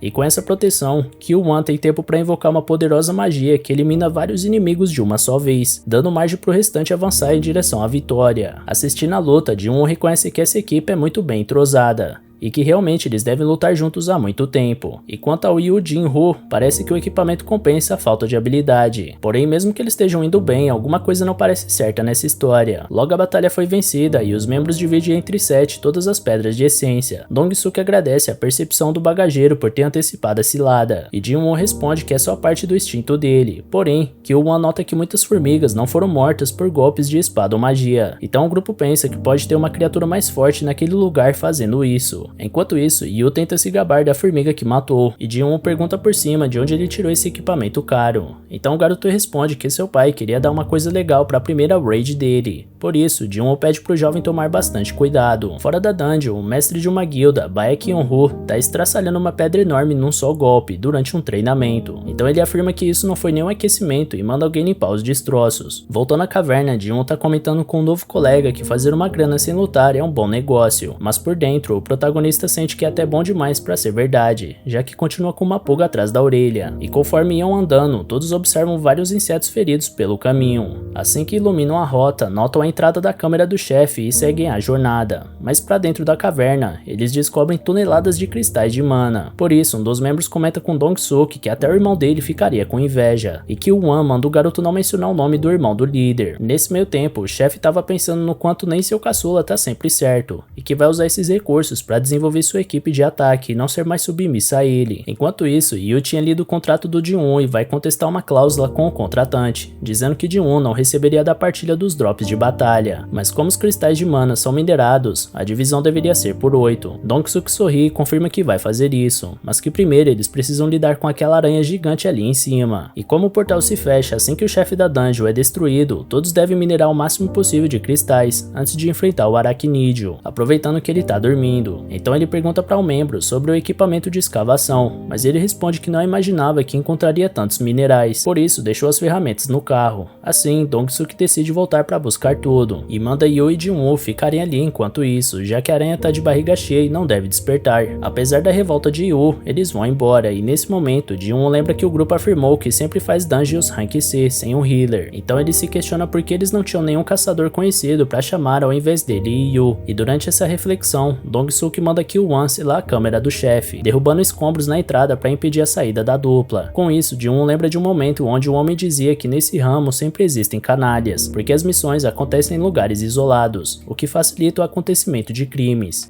Por isso, às vezes, os mais fracos são deixados de isca como um lagarto que deixa a cauda para trás. E uma dessas caudas, Yoo Jin-woo, só com um cristal de mana e lamenta ter que morrer por conta de uma simples divisão de bens. Por isso, ele pensa que talvez fosse viver se não tivesse comentado sobre o contrato. Mas Jin-woo sabia que aquele grupo estava pronto para matar os dois ao primeiro movimento errado. Porém, eles não precisam sujar as mãos de sangue, uma vez que a aranha finalmente desperta, enquanto Yoo manda o bagageiro se proteger atrás dele. Jin-woo tá analisando as rotas de fuga e pensando que alguns túneis nos arredores provavelmente seriam a saída que o grupo do Dong-suk iria usar. Olhando de volta pro chefe da dungeon, ele pensa em considerar isso uma batalha injusta, mas quando as memórias do Cartenon voltam à tona, ele afirma que vai acabar sozinho com a aranha. Enquanto isso, o grupo de Dong-suk se retira até a resolução do conflito, e um dos subordinados pergunta se precisava deixar os dois lá dentro ao invés de simplesmente acabar com eles. O líder explica que fazer isso iria acordar a aranha, correndo o risco deles não conseguirem voltar para coletar os recursos que desejam. Mas como os dois estão presos lá dentro, a aranha vai comer eles e depois vai voltar a dormir, dando tempo para eles pegarem todos sossegados. Além do mais, com aquele playboy morto, o Yoo Jin-woo, eles vão poder pegar aquela armadura com escudo, que sozinhos devem valer uns 10 milhões. Então mesmo se não der tempo de extrair os cristais, só aquilo já vai levantar uma grana alta. E por falar no garoto Jin-woo, ironicamente Dong-suk comenta que seria bom eles verem de que família rica ele é, porque ficaria feio não comparecer no funeral. Em seguida, Kil-won questiona se a aranha não vai estar bolada por conta do barulho que eles fizeram desmoronar na entrada. Então Dong-suk responde que independente do humor que ela tiver, eles estão em grupo e podem lidar com a situação, ao contrário daqueles dois pivetes de rank baixo, que não importa o que fizerem, vão pra dentro da barriga da aranha. Nesse meio tempo, Jin-sung parece confiante que esse não será seu destino, enquanto Yoo tenta convencer o protagonista que ele precisaria ser do rank B para conseguir vencer esse chefe rank C, ou que pelo menos fosse do mesmo nível do Arachnidio, mas extremamente bem equipado, o que não é o caso. E apesar da confiança, Jin-woo concorda com o companheiro. Mesmo com o redespertar, ele ainda é fraco, e os chefes que ele enfrentou, como a Casaca Azul e o Golem, eram de ranks mais baixos que esse chefe de agora, o que significa que ele está diante de um desafio bem maior do que os anteriores. Apesar disso, Jin-sung nem treme nessa situação, e algo dentro dele continua afirmando que ele é capaz de lidar com essa aranha. Afinal, ele tá no nível 18, então vale a pena tentar. Com isso, ele avança pra cima do inimigo, e fazendo jus ao título de caçador que possui, Jin-woo começa sua caçada. Nesse meio tempo, Go Gun-hee, o presidente da Associação de Caçadores, tá cansado desse monte de reunião com políticos e empresas de energia que ele é obrigado a encontrar dia após dia,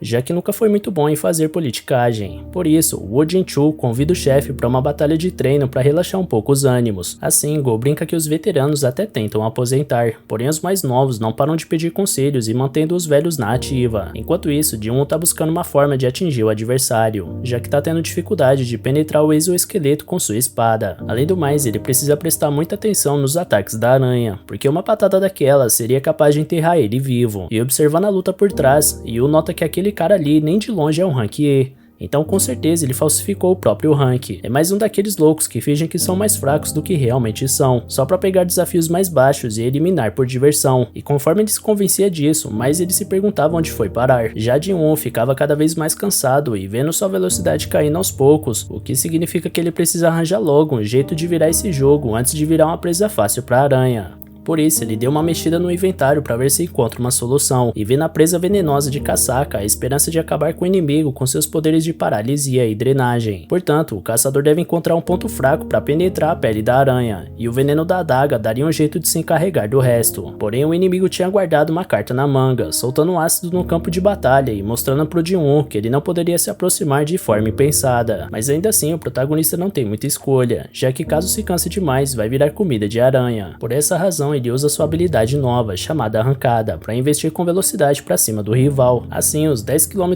corridos por dia mostram surtir algum efeito na força das pernas do rapaz, que é lançado como um míssil para cima do chefe da masmorra, dando margem para atacar com sua adaga no rosto dela. Entretanto, até essa parte do corpo do aracnídeo era extremamente resistente, por isso Jin-Woo começa a perder a calma e atacar desesperadamente todas as partes do corpo que conseguia. Mas essa impaciência levou seu corpo a atingir uma fadiga de nível 70, limitando ainda mais alguns dos seus movimentos. Diante da lentidão, a aranha consegue acertar o humano e jogar ele no chão com força. Assim, Jin-Woo parecia entregue ao seu destino, mas quando o inimigo ia acabar de vez com a luta usando sua garra, ele usa um bônus de recuperação total e recompõe sua energia. Dessa vez ele não podia dar mole, então na sua nova tentativa de ataque ele desfere vários golpes de adaga em um dos olhos da aranha, jogando todo o veneno de casaca pro corpo do aracnídeo. Dessa forma, em poucos segundos, o chefe do portal cai no chão sem chances de reagir. Com a vitória, Jin-Woo sobe alguns níveis instantaneamente, enquanto se sente aliviado de não ter usado todas as suas recompensas de recuperação total das suas corridas diárias de treinamento, porque sem elas teria sido bem complicado. Já Yu tá simplesmente espantado com o que acabou de presenciar. Ele simplesmente não consegue acreditar que o bagageiro Rank E do seu grupo de expedição foi capaz de derrotar uma aranha gigante Rank C. Por isso agora tem certeza que o sujeito falsificou seu nível real. E durante esse pensamento, o protagonista coleta a pedra de essência do chefe da caverna e se pergunta quanto deve valer um negócio desses. E como não é bobo nem nada, Yu já coloca as bagagens do colega nas costas e entrega uma garrafa d'água para ele enquanto pede para ele descansar, enquanto o próprio Yu escavava todos os cristais do local. Jin-Sung não entende o motivo desse comportamento estranho, mas isso fica em segundo plano quando o grupo do Dong-Suk surge por uma das entradas da caverna e nota que os dois novatos ainda estão vivos. Ao mesmo tempo, o experiente Go-Gun-Hee aceita praticar com Wo Jin-Chu e mostra que mesmo velho ainda mantém uma forma incrível, demonstrando incrível força ao subjugar o administrador da vigilância dos caçadores. Jin-Chu reconhece a força do presidente e agradece por ter tido a oportunidade de treinar com ele, enquanto o líder demonstra grande humildade e liderança ao elogiar o desenvolvimento do subordinado, além de ressaltar que mesmo que esses exercícios não façam o Jin-Chu subir de rank, ainda assim seria possível praticar e lapidar novas técnicas, que podem ser úteis nas dungeons, onde o perigo é sempre extremo e a verdadeira natureza das pessoas realmente aparece, e essa natureza fica cada vez mais evidente em Dong-Suk e sua equipe, quando eles descem para a confusão e ao ver a carcaça da aranha, concluem que provavelmente era uma criatura bem mais fraca do que eles imaginavam, para ser derrotada por dois pivetes tão fracos. No mínimo, essa armadura cara do garoto Yu foi o que conseguiu tancar o chefe da dungeon. Por isso, Dong-Sung comenta que esse equipamento do garoto rico parece ser bem útil,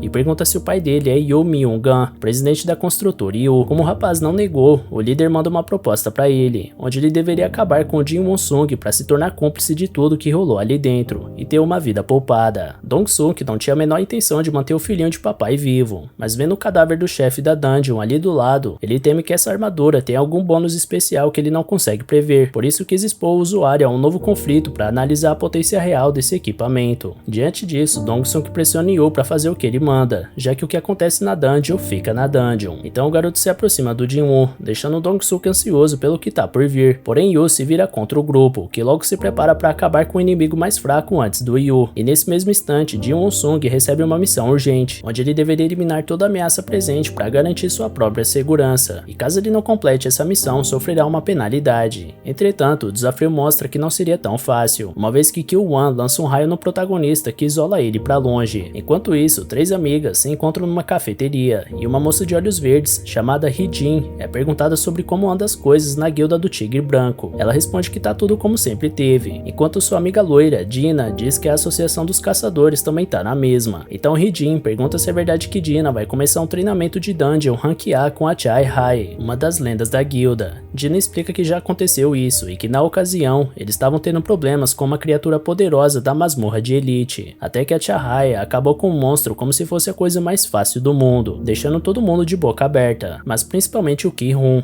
já que ele era pretendente a capitão do esquadrão de ataque. A propósito, Dina pergunta daquele rapaz, Chu, que também tinha a intenção de ser capitão, mas Hee-Jin não acha que ele seja grande escolha, coisas, mas apesar de tudo elas ainda estão na guilda de caçadores e a Tigre Branco, as maiores que existem até o momento, ao contrário de outras organizações com histórias sinistras sobre mortes misteriosas dos seus membros em dungeons. Nesse meio tempo, Ji-Won parece morto aos olhos dos presentes, mas ele ainda vive, refletindo dentro de si com um ódio profundo sobre o motivo do mundo ser um lugar de tantas mentiras e traições. Ji-Won foi descuidado de novo e subestimou o mal que as pessoas são capazes de fazer, e dessa vez até o sistema que guia ele quer que ele mate pessoas. Estranhamente, parece que esse dispositivo deseja manter ele vivo e forte, e já que o sistema quer usar Ji-Won, Ji-Won também vai usar o sistema. Conforme ele avançava lentamente contra os inimigos que riem da cara dele, o protagonista pensa sobre como a lei do mais forte é que prevalece em lugares desse tipo. Então Juntai pede para deixar o caçador mais fraco do mundo com ele, para logo em seguida abraçar Ji-Won e perguntar o que um besta Rank E pode fazer contra eles, do alto da sua arrogância. Sendo assim, Ji-Won mostra na prática o que ele tinha em mente ao separar a cabeça do inimigo do resto do corpo. Dong-suk sabe que Juntai era descuidado, mas ainda assim era um Rank D. Já o Rank E, que acabou com a vida dele, não tá se sentindo tão mal por ter eliminado seu primeiro humano. Afinal, ele não tem escolha, e se somente o mais forte sobrevive, Ji-Won-sung vai terminar de pé. Tendo isso em mente, ele se move como vento pra cima de cada um dos seus inimigos, derrubando um por um sem dar a chance de ser tocado. Até o talentoso Kil-Wan é eliminado em penúltimo sem grande esforço, até restar apenas o líder do grupo de expedição, Aguang Dong-suk. Vendo sua equipe ser massacrada em poucos segundos, o chefe percebe quem realmente matou aquela aranha gigante, mas ao contrário dos seus subordinados, Dong-suk é um caçador Rank C diferenciado, e ele mostra isso usando a habilidade de reforço. Logo ele analisa que Ji-Won deve estar cansado depois de enfrentar a aranha e seus companheiros. Fora isso, seus pontos fortes são a velocidade e a adaga venenosa, mas graças ao reforço do Dong-suk, seu corpo se tornou forte como aço, então a adaga não vai ser capaz de penetrar sua pele. Entretanto, Ji-Won-sung mostra que ter passado todo esse tempo subindo de nível faz qualquer um de Rank C parecer nada perante ele. Sendo assim, ele joga a cabeça do Dong-suk no chão, que logo ele percebe que não tem chances contra aquele caçador, por isso pede misericórdia e jura que vai pagar tudo que Ji-Won-sung quiser se for poupado. Mas o protagonista lembra que esse homem tentou matar ele 3 vezes, e agora vem pedir arrego desse jeito ridículo. E como o próprio Dong-suk tinha dito, o que acontece na dungeon, fica na dungeon.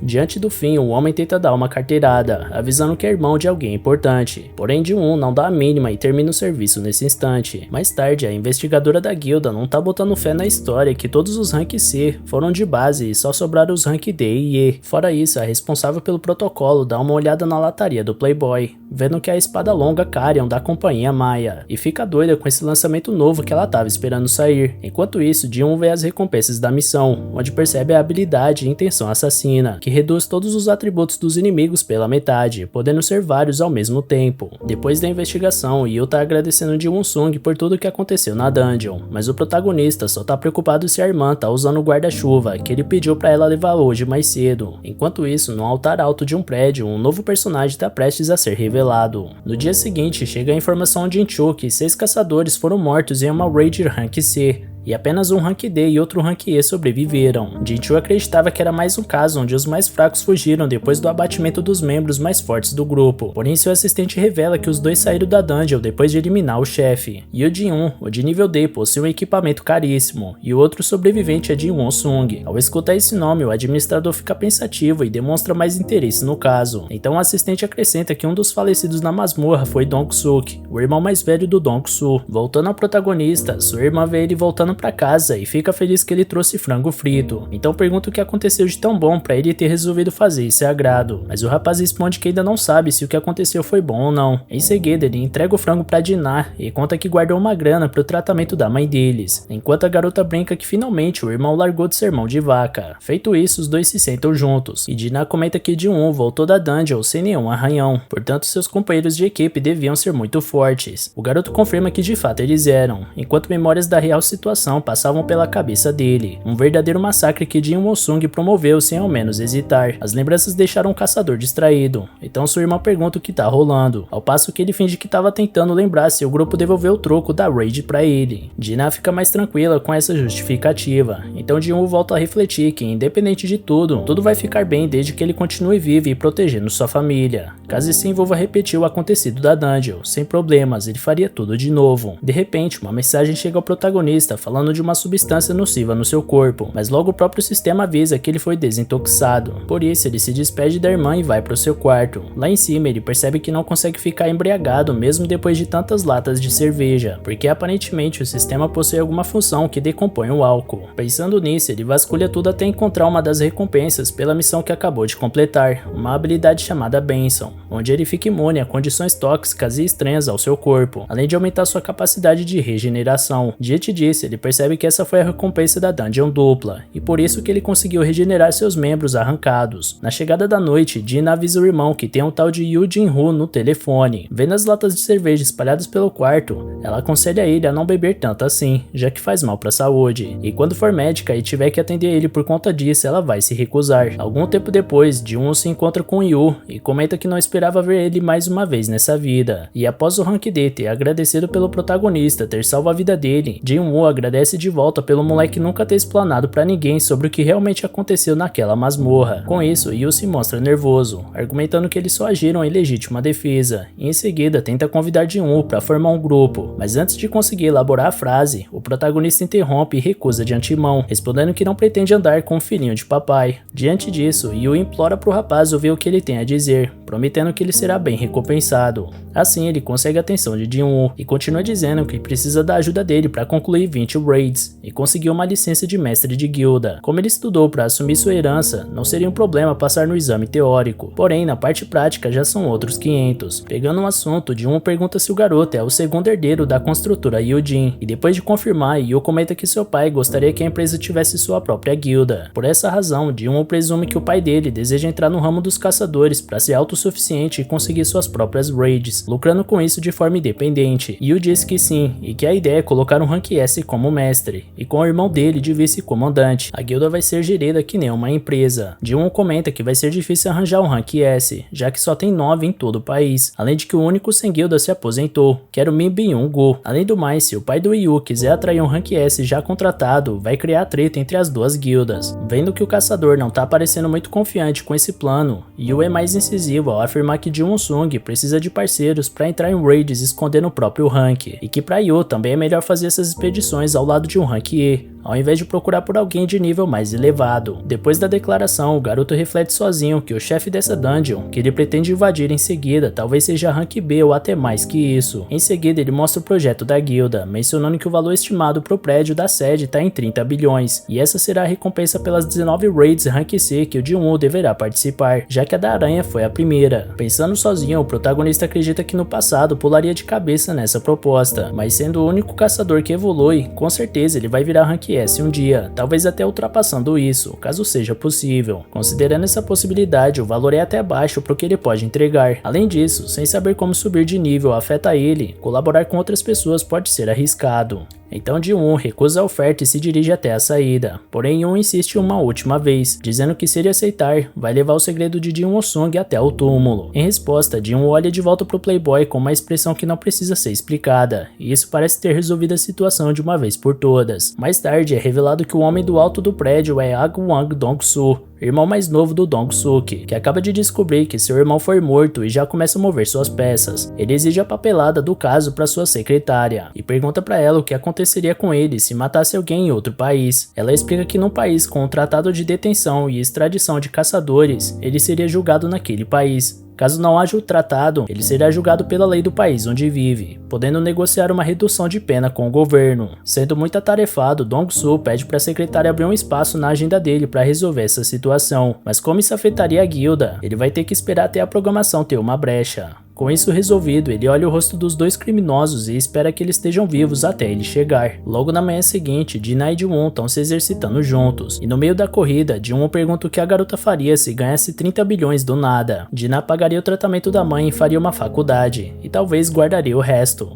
Ela não sabe dizer porque isso nunca vai acontecer de qualquer forma. Jin-Woo concorda e avisa que Dina pode correr no próprio ritmo, então ele dispara na frente. Sem conseguir acompanhar, a garota comenta que o moleque pode até ser Rank E, mas ainda assim é um caçador. Sem a presença dela, Jin-Woo aceita a recompensa por mais um dia de treino, mas antes repara que o sistema contabilizou a corrida acima da meta, contando os 11 km que ele correu, ao invés de fechar em 10 como sempre fazia. Para tirar a dúvida, ele faz mais 2 flexões e nota que isso também foi acrescentado na meta. então decide ver até onde isso podia chegar. Nesse momento, Dinah tinha acabado de alcançar o rapaz, mas logo ele volta a deixar ela comendo poeira. Depois de um tempo, ele vê que o sistema travou no dobro da meta, então questiona sobre o resto que ele correu. Logo ele dobra a meta de todos os exercícios, com 200 flexões, 200 abdominais e 200 agachamentos, e isso abriu uma recompensa secreta, sendo uma caixa misteriosa abençoada e outra amaldiçoada. Primeiramente ele abre a abençoada, que revela uma chave para entrar na dungeon Castelo Demoníaco. Além disso,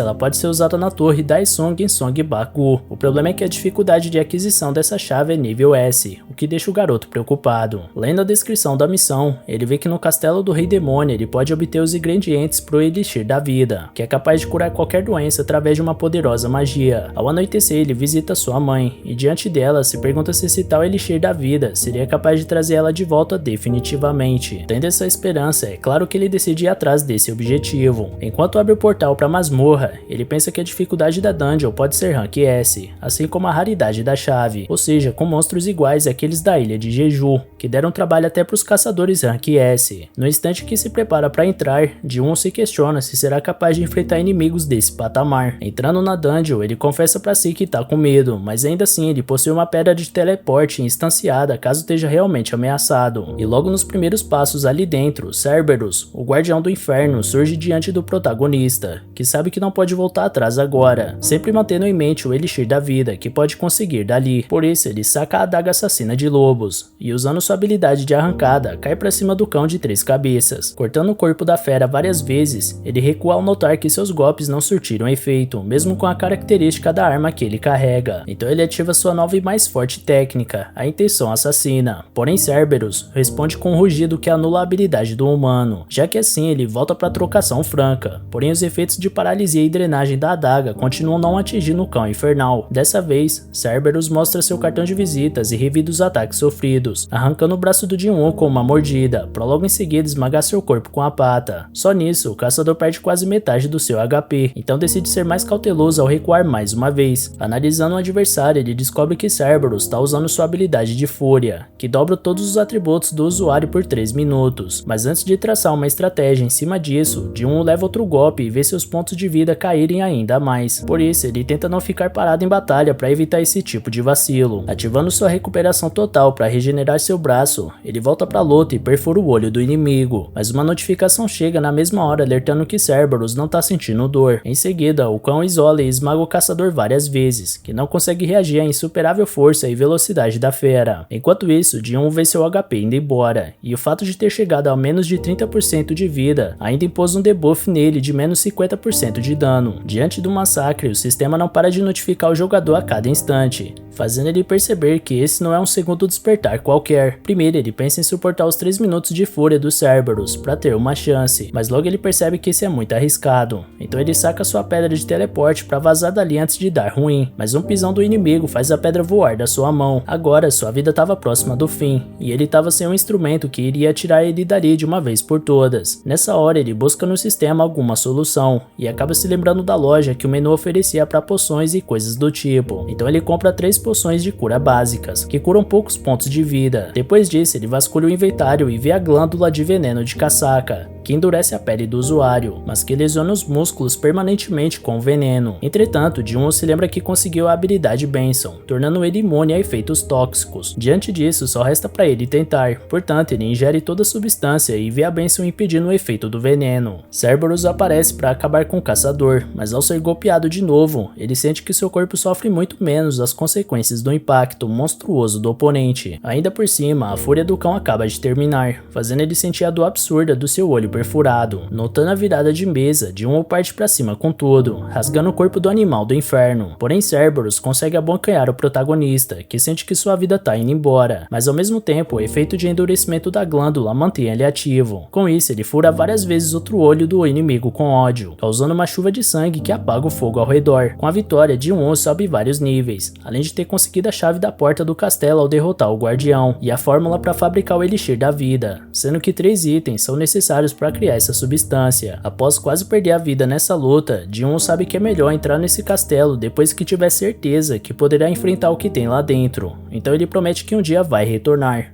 Assim que se retira da dungeon, Jin-Woo vai direto visitar sua mãe, pra ver como ela tá e reafirmar sua promessa de fazer ela melhorar. São 3 ingredientes que ele precisa pra preparar o Elixir da vida, e tudo que ele tem que fazer é ficar mais forte ao nível de conseguir entrar naquele castelo e fazer o que é preciso por ela. Pra financiar seu objetivo, ele volta até o Yu e volta atrás na sua decisão. Agora ele vai se juntar ao rapaz pra conquistar as 19 raids, mas com a condição de que eles dois entrem sozinhos em todas as masmorras. Diante disso, Yu perde um pouco sua empolgação e lembra o companheiro que são exigidas 8 pessoas para entrar nas dungeons Rank C. Então Jin-Woo explica que eles poderiam contratar os outros membros, assim como o Dong-Suk fazia, e dessa forma eles poderiam concluir suas missões sem que ninguém de fora se ferisse. E de quebra, esse feito ainda poderia ajudar Yu a impressionar seu pai. Sendo assim, Yu aceita a exigência e afirma que vai cuidar dos preparativos para as expedições que estão por vir. Enquanto isso, Tia Hai tá no meio do seu treino de corrida, até que nota o homem observando ela e pergunta o que ele quer. O homem pede desculpas por interromper o treino, porque não sabia o melhor momento de abordar a moça. Então Beyond Jill entrega um cartão da construtora Yujin, empresa do pai do Yu. Nesse instante, o empresário estava conversando com seu caçula sobre o aparecimento das dungeons, que causaram transformações significativas na sociedade, como em sua forma de enxergar a economia, a mídia e até a política. Quanto à empresa dele, essa mudança veio na infraestrutura, tão necessária para a vida de todos. Não existem mais operações sofisticadas sem os recursos proporcionados por essas masmorras, e os únicos capazes de coletar esses itens são os caçadores. Por sua vez, eles são supervisionados por uma instituição pública, a Associação dos Caçadores, que recruta, registra, classifica por rank e supervisiona cada um dos seus membros. Além disso, eles supervisionam os portais que não vão a leilão e cuidam das dungeon breaks, mas ainda assim a associação não passa de um serviço estatal, portanto, não visa o lucro nessas empreitadas. A maioria desses recursos vitais ficam nas mãos das guildas, que são empresas que contratam os caçadores para esse tipo de serviço, tornando esse um negócio extremamente lucrativo. Guildas como a dos caçadores, a Tigre Branco, a dos ceifadores, a Guilda da Fama e dos Cavaleiros são as maiores desse país. Na prática, elas têm o monopólio dos lucros das dungeons, e o poderoso dono da construtora Yujin não quer que isso continue dessa forma, porque esses são recursos necessários para a reprodução da vida humana, e não deveriam ficar nas mãos de meros mercenários, que usam todo esse dinheiro a seu bel prazer. A construtora Yujin sempre prestou serviços à sociedade, e não é agora que isso vai mudar, por isso seu proprietário decidiu começar sua própria guilda. Ouvindo atentamente, Yu Jin-Hun concorda, mas pensa sozinho que contratar um caçador Rank S para atuar com seu irmão pode ser muito arriscado, mas que pelo menos ele não vai passar por isso. Nesse instante, sua dupla estava em treinamento e nota que o sistema não está mais contabilizando os exercícios que ele faz acima da meta. Por isso, ele acha que a caixa misteriosa amaldiçoada que foi oferecida na missão secreta está fora de alcance nesse momento, mas ele tem esperança que a caixa de loot aleatório que ele conseguiu dê algum item tão valioso quanto a chave para a dungeon do castelo demoníaco. Então ele usa o item com essa expectativa, mas acaba ganhando uma cartela usada de bingo. Revisando seus atributos altíssimos, o caçador repara que apenas 3 pontos não são bastante para alterar alguma coisa para ele, e por isso ele precisa encontrar uma forma mais eficaz de evoluir. Ele pensa em enfrentar aquela centopeia gigante na zona de penalidade, mas ainda hoje ele não tem certeza se seria capaz de derrotar aquela criatura, além de não ser garantido que ele ganhe XP numa missão punitiva. Portanto, Jin-Woo se contentou em encontrar trabalhos de raids para dungeons Rank D. Em outro canto do país, Song Ti-un duela com espadas de madeira, e o homem mais jovem elogia seu mestre pela performance. O lutador mais experiente sorri e responde que ainda não está preparado para perder, por mais que tenha perdido seu braço há alguns meses e não possa dar tudo de si. Então ele recebe um chamado de emergência e lamenta, porque caçadores Rank D geralmente não são chamados para algo mais grave que comprar pão na padaria. Diante disso, seu pupilo pergunta por que ele não se aposenta, e Chi-Yu concorda que um velho sem braço realmente não deve ser mais de grande ajuda. Constrangido, o aluno tenta explicar que não foi isso que quis dizer, porém Chi-Yu não pensava em desistir de qualquer forma, já que ele gostaria de passar o resto da vida contribuindo de alguma forma, com algo que considera útil para a sociedade e para sua família.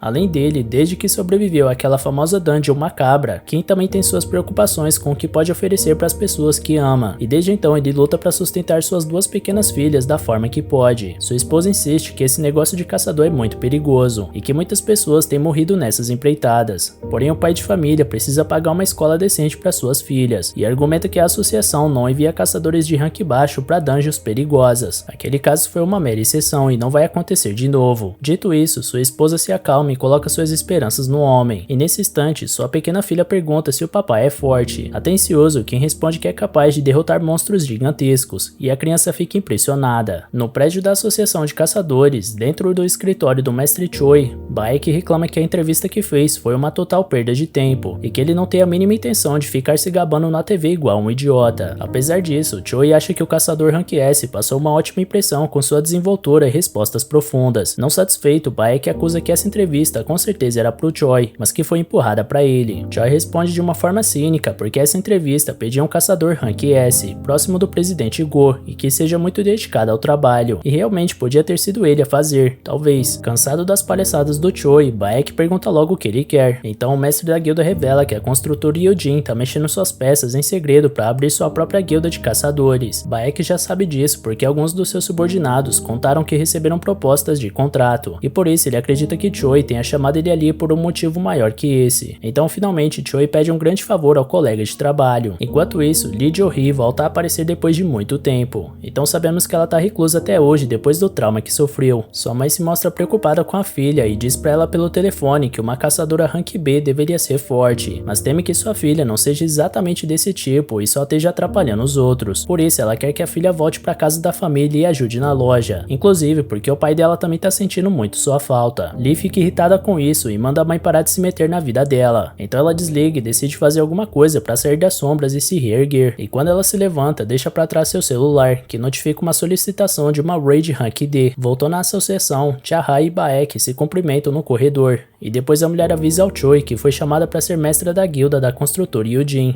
porém recusou o convite. Em seguida ela pergunta o que Choi e Baek estavam conversando antes dela chegar. Diante disso, o próprio Baek recorda da conversa de mais cedo enquanto tomavam um whisky sozinho, sobre como a ilha Jeju vem sendo completamente ignorada pela sociedade, porque antes era um lugar de frequentes expedições e missões, e agora virou um lugar esquecido por todos. Porém, Choi nunca se esqueceu daquele lugar, muito menos do que ele passou lá, e mesmo tendo um cargo importante e sendo bajulado diariamente como a arma definitiva da sociedade, nada livra ele da sensação de que deveria retornar àquele lugar. Por essa razão, Choi decidiu retornar à ilha Jeju em breve, mas para isso precisa contar com Baek e os outros. Baek supõe que esse seja o motivo de tantos recrutamentos novos tão de repente, mas Choi pergunta pro companheiro se ele também não tem motivos para voltar para aquela ilha. Logo as imagens daquele dia voltam à mente do caçador, e ele lamenta pelo Yeon Sung-yong e o Byung. Enquanto isso, num lugar isolado, um homem idoso implora para alguém que outras pessoas precisam morrer. Ji-won tá saindo para uma nova missão e sua irmã reclama que até nos feriados o homem não larga do trabalho, diferente de antes que ele chegava das dungeons e ficava uma semana no gelo. Por isso ela acredita que seja fruto do seu árduo treinamento, e Ji-won confessa que tem conseguido viver de uma forma mais estável. Então parte sem mesmo pegar suas coisas, deixando Jina confusa com a atitude, porque ele não tá indo pro mercadinho da esquina. Também indo trabalhar, Tio observa que não despertou com o poder físico, o que significa que sua espada é inútil contra monstros mágicos. Ironicamente, as artes marciais às quais Tio se dedicou desde sempre são inúteis numa dungeon, ironicamente. No caminho pro serviço ele tromba com Jin-woo, e os dois descobrem que estão indo pra mesma raid. Tio fica assustado com a evolução do garoto em tão pouco tempo, e fica encucado porque lembra que Jin-woo tinha perdido uma perna naquele dia, mas o garoto finge que simplesmente a perna tinha voltado quando ele acordou no hospital. Tio lamenta que não tinha um healer decente naquela dungeon para acompanhar o garoto, mas que felizmente um jovem como Jin-woo tá completamente curado. Por sua vez, o protagonista fica ligeiramente constrangido, porque aquele homem ainda enxerga ele como alguém fraco que precisa ser cuidado, mas agradece humildemente pela preocupação. Então, chegando até o portal, eles percebem que é uma reunião das mesmas pessoas que estavam juntas naquele fatídico dia. Jo-hee, amiga próxima do Jin-woo, e uma healer Rank B, além do Kim e do Kang. Tirando a garota, os demais caçadores não conseguem nem olhar na cara do Jin-woo, porque lembram bem que o garoto foi deixado para trás naquela dungeon mortal, permitindo que o resto pudesse escapar. Jo-hee fica impressionada com a transformação surreal do amigo, por estar tão esbelto e com a perna recuperada, muito diferente de quando ela foi visitar ele no hospital. Jin-woo fica surpreso porque não sabia que sua amiga tinha visitado ele naquelas condições, até que encosta o carro de onde saem 3 prisioneiros que vão participar da expedição junto dos demais. Um dos detentos já se mostra empolgado por ter uma gatinha na equipe dessa vez, e ao pedir pra ela largar desse cara e ir se divertir com eles, Jin-woo fecha a cara na hora. Então Kang Tae-shik, o vigilante da guilda dos caçadores, manda o prisioneiro calar calar a boca, porque nenhum dos 3 presos saiu da cadeia para passear. Junto dele, uma assistente da guilda explica que esses homens algemados farão parte da raid dessa vez, porque a debandada dos caçadores locais deixou a associação sem muitas opções restantes. Chiyu ensaia uma reclamação, porque não deseja lutar ao lado de criminosos, porém não tem outro caminho a não ser aceitar essa condição. Aqueles são caçadores condenados que vieram reduzir suas penas, e eles vão participar da missão de qualquer jeito. De toda forma, o supervisor da associação de caçadores vai estar de olho neles o tempo inteiro, e como ele é rank B, pode lidar com 3 rank C sem maiores problemas. Ainda assim, Ji-won não acha uma boa ideia que sua amiga corra riscos nessa jornada, e pede pra Jo-hee não participar da raid dessa vez, mas a curandeira tá determinada a entrar nesse portal, então decide continuar de qualquer jeito. Assim, os prisioneiros são soltos, e a primeira coisa que Kang Tae-shik diz é que eles sabem muito bem o que vai acontecer se qualquer um deles tentar alguma coisa de diferente. Depois ele tranquiliza o restante do grupo, afirmando que os detentos vão estar sob a supervisão dele, e logo pergunta quem será o líder da equipe nessa expedição. Chiyu se apresenta para o cargo, mas antes disso, ele pergunta pro Jin-woo se ele concorda com isso. Afinal, 7 pessoas morreram sob o comando dele naquele dia, e o gosto amargo daquela vergonha ainda persegue Chiyu até os dias de hoje. Ainda por cima, as pessoas que sobreviveram foram graças ao próprio Jin Woo-sung, e por isso ele pede essa permissão e se curva para agradecer de coração por tudo que fez diante daquela noite trágica. Entretanto, Jin-woo pede pro homem se erguer, e quando Chiyu pergunta também pro Kim se pode liderar,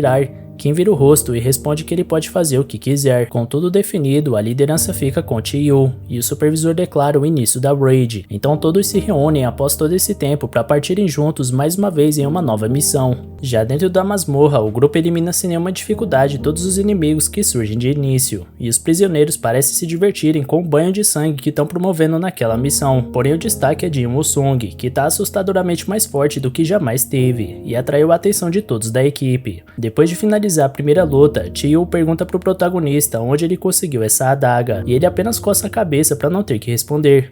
Jo-hee ressalta que ele não se feriu até agora, e diante da novidade, ela brinca que talvez nem precise entrar em cena dessa vez. Observando atentamente o jovem, Chiyu nota que não só o comportamento dele tá diferente, como também sua aura. No meio disso, o impaciente Kang Tae-shik manda todos seguirem com um objetivo. Um pouco à frente, eles se deparam com uma divisão em 3 caminhos, e por isso decidem se separarem para não perder nada de vista. Tae-shik vai pela direita com os criminosos, e Jin-woo usa da sua percepção aprimorada para descobrir que o boss da dungeon tá pelo lado esquerdo, mas prefere não explanar para fazer valer a pena o XP que precisa. Sendo assim, ele chama Chiyu e Jo-hee para ir com ele por esse caminho. De resto, sobraram Kim e Kang para prosseguir pelo meio. Depois de algum tempo avançando, a dupla enfrenta mais alguns goblins, e esperam que tudo se mantenha assim até o final do túnel, uma vez que o caçador mais fraco da humanidade está presente. Com certeza, essa é uma dungeon de rank baixo, segundo Kim, porém seu companheiro lembra que não foi bem assim da última vez que todos se encontraram. E por falar no garoto, embora acredite que não vai ser desculpado, Kim se compromete a pedir perdão pro jovem, porque por mais que ele tenha feito isso pela sua família, ainda assim ele abandonou seus companheiros, e essa não é a atitude de um caçador valoroso. Do lado direito, Tae-shik observa a sede de violência dos prisioneiros, que não se contentam com os meros goblins que puderem destroçar, então ele pergunta pros homens se eles fariam a mesma coisa com esses monstros se fossem humanos, e ao escutar que eles nem hesitaram em repetir a dose, o vigilante é transportado pro momento em que um pai de família relata que 3 homens abusaram da sua filha, e por isso a garota acabou se enforcando e sua esposa está internada por conta das consequências psicológicas desse crime nefasto. Para piorar, os criminosos são caçadores, e essa justiça patética decidiu que participar de raids reduz a penas de demônios como aqueles, enquanto sua filha está enterrada para sempre a 7 palmos de profundidade. Por tudo isso, o pai inconsolável oferece 300 milhões pro Tae-shik acabar com os criminosos, e dada a missão, o vigilante pretende mentir pro departamento que os prisioneiros foram emboscados por uma horda de goblins. Seguindo seu próprio rumo, Kim e Kang acabam caindo no túnel central, e lá estava Tae-shik cumprindo o desejo do pai de família de fazer os condenados sofrerem antes da morte. Vendo a chegada dos 2 caçadores, ele percebe que o chefe da dungeon tá no túnel esquerdo, então finaliza o serviço e decide mudar seus planos. Nesse instante, Jin-woo estava se lembrando que o Tae-shik foi uma vez no hospital com o superior dele, e por isso espera que o vigilante não se lembre dele. Um pouco à frente, o caçador vê o estrago que ficou no corredor central, inclusive com Kang morto e Kim praticamente sem vida. Jo-hee se se apressa para tratar o companheiro, e assim que a healer dá sobrevida a ele, Chae-Yu repara que aqueles cortes de faca em vários pontos não vitais não foram feitos por monstros. Ainda muito debilitado, o que impede para os camaradas desistirem, porque ele não vai sair dessa com vida, mas Ji-Won insiste que o experiente caçador precisa se esforçar para ver sua filha de novo, e para que ele possa continuar odiando esse homem. Por isso, Kim usa seu último suspiro para pedir perdão pro garoto, e logo em seguida cai em sono eterno. À espreita do grupo, Taishiki tenta pegar todos de surpresa ao investir contra Jo-Hee, mas Jin-Woo salva sua amiga em cima na hora. O vigilante adoraria abater a healer primeiro para ter menos trabalho, mas o moleque atrapalhou tudo. O líder da equipe questiona o que o membro da associação pensa que tá fazendo, então o vigilante explica que só pretendia forjar a morte dos prisioneiros, mas que agora mudou de ideia, então vai alegar pro departamento que os prisioneiros tentaram fugir e mataram o resto da equipe, e depois tentaram emboscar Taishiki, mas acabaram tendo o mesmo destino dos companheiros que eliminaram. Diante disso, Chae-Yu pega a espada do Kim e toma a frente do embate, ansioso por enfrentar alguém com uma espada depois de tanto tempo. Como o oponente é rank B, o líder pede pra Jo-Hee fortalecer o físico dele, e planeja apostar na defesa fraca que os assassinos costumam ter para vencer o duelo. Porém, Taishiki ironiza o fato de um mago velho sem buff estar usando uma espada, sendo que suas habilidades são todas em magia, e Chae-Yu tenta mostrar sua técnica ao cortar o inimigo pela metade, porém era apenas um clone. Ji-Won observa a luta e deseja internamente que seu parceiro fosse um pouco mais veloz, e o vigilante reconhece que o velho tem lá seu potencial, mas prova não ser o bastante ao cortar o ombro dele. No entanto, Jo-Hee cura mais uma vez seu aliado, e Taishiki começa a ficar de saco cheio do suporte que seu rival tá recebendo, então resolve derrubar a healer primeiro. Porém, Chae-Yu alcança o rival a tempo e mostra não ser um velho inútil, porque um dia foi professor de caçadores rank S. Ainda assim, Taishiki sabe que um mago de idade avançada não pode acompanhar o ritmo de um assassino, e com isso em mente ele desfere vários cortes no adversário, e quando Jo-Hee tenta recuperar o companheiro de novo, sua magia falha. Portanto, Chae-Yu estava entregue nas mãos do assassino, mas quando ia sofrer o golpe final, o mago invoca um feitiço de fogo que carboniza o inimigo, porém era mais uma das cópias de Taishiki, ciente de que o feiticeiro iria focar na espada para fazer o assassino abaixar a guarda contra sua magia. Sendo assim, o mago percebeu que era checkmate, mas dessa vez quem salva o velho é Jin Woo-sung. Taishiki pergunta quem é esse moleque afinal, e ele diz seu nome junto com seu rank. O vigilante tem noção que jamais esse cara seria do rank mais baixo, porque 2 vezes ele teve o reflexo de bloquear seus ataques, e como ele parece ser conhecido pelo restante do grupo, provavelmente não é daqueles que usam rank falso, porque esse tipo de trapaceiro não deixa testemunhas para trás. Consequentemente, Taishiki nota que tá diante de um segundo despertar, e ainda por cima, era aquele fracote que ficou internado depois da dungeon dupla, mesmo que o medidor de mana tenha apontado só 10. Ainda assim, Jin Woo-sung não tem muita experiência como caçador, então o assassino pensa em usar isso ao seu favor ao sacar outra adaga. E nesse instante, o Rank E pergunta a razão do vigilante ter promovido esse massacre na dungeon. Então ele explica que fez justiça ao destroçar 3 abusadores de uma menor, mas Jin Woo viu que ele brincou até a morte com Kim e Kang ao evitar os pontos vitais deles. Por isso é evidente que não é a justiça que motiva esse cara. Dito isso, Taishiki dá risada enquanto se lembra que não aceitou a proposta do pai de família para vingar uma garotinha indefesa, tampouco pela grana oferecida, mas sim porque exterminar humanos é muito mais prazeroso do que monstros. Em seguida, os dois rivais medem forças ao se enfrentarem num duelo que os espectadores mal conseguiam acompanhar com os olhos, dada a velocidade absurda que os dois possuíam. Os dois têm estrutura física e técnicas semelhantes, porém Taishiki aposta na sua experiência e malandragem para sair vitorioso. Assim, ele chuta um punhado de areia nos olhos do adversário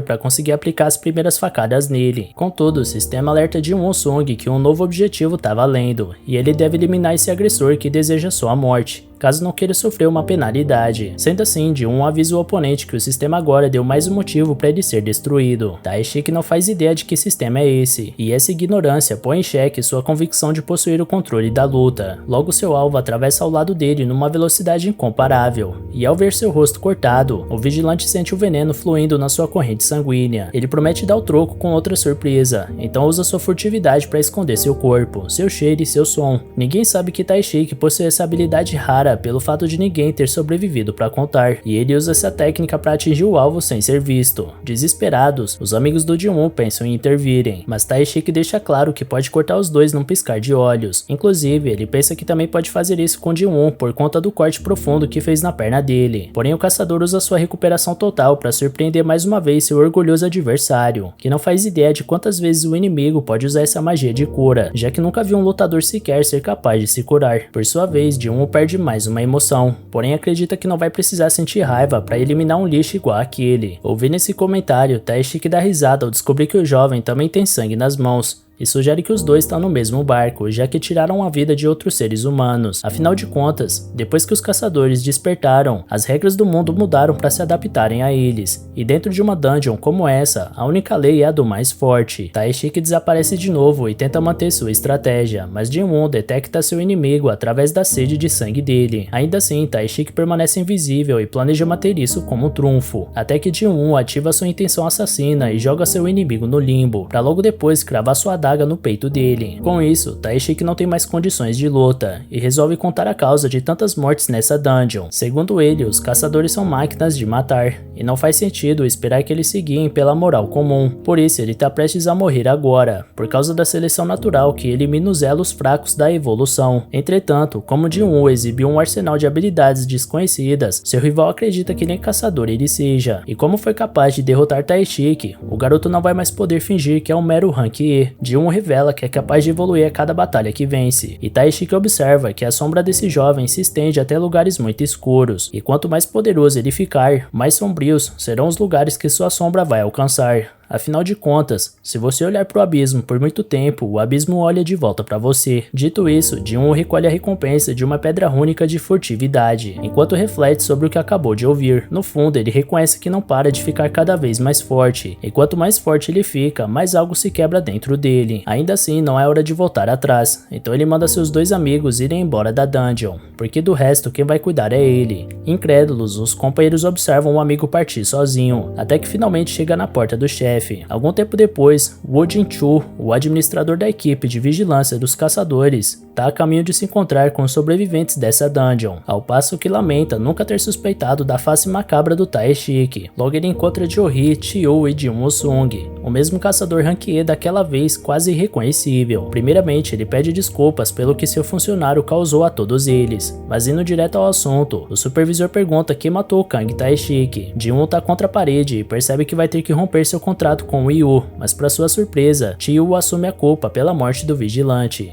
Jin-Choo pergunta como o homem, sendo um rank C, foi capaz de derrotar um rank B, e ele responde que tudo foi graças a healer da sua equipe, que também é rank B. Sendo assim, o administrador aceita a versão dos fatos, e anuncia que vai precisar do depoimento de todos sobre o incidente. Atento ao Jin-Choo, o protagonista repara que ele é rank A, e por isso não teria chances contra ele no momento, enquanto o líder da Raid comenta que Jin-Woo não precisa agradecer pela barra que ele foi livrado. 3 horas depois, o pai que contratou o Taishiki para eliminar os prisioneiros se entregou, o que confirmou que os sobreviventes agiram em legítima defesa. Depois desse longo dia, Jo-hee mostra pro Jin-Woo uma pedra e pergunta se ele se lembra o que ela é. Alguns minutos antes disso, os dois caminhavam tranquilamente pelo parque, e Jo-hee ressalta o quanto seu amigo tinha mudado nesse pouco intervalo de tempo. Diante disso, Jin-Woo acredita que cada indivíduo responde de uma forma diferente aos eventos que ocorrem na sua vida. A healer concorda, mas ao mesmo tempo sente que tem medo demais para ser uma caçadora e levar essas transformações ao nível que essa profissão exige. Por exemplo, ela sabe que deveria estar participando de raids nível A, B ou mesmo C, mas prefere se manter nas dungeons de rank mais baixo por comodismo, ou medo de se superar. Por mais que ela tente mudar isso, jamais consegue sair dessa zona de conforto. Ainda assim, foi dessa forma que ela conheceu Jin Woo-sung, e logo se viu curando um novo amigo em todos os momentos em que se aventuravam juntos pelas masmorras do país. No começo ela ficava brava por ver o companheiro se machucando a todo momento, mas com o tempo ela foi enxergando isso de outra forma, porque Jin-Woo sempre conseguia sobreviver, independente do ferimento, e seus olhos continuavam irradiando vida. Depois desse desabafo, Jo-hee mostra a pedra que seu amigo tinha dado para ela em uma dessas expedições, decidida a se aposentar da carreira de caçador e voltar para casa dos pais. Jin-Woo entende a motivação da amiga e aceita o presente de volta, e avisa que vai chamar ela para comer alguma coisa quando passar por lá um dia.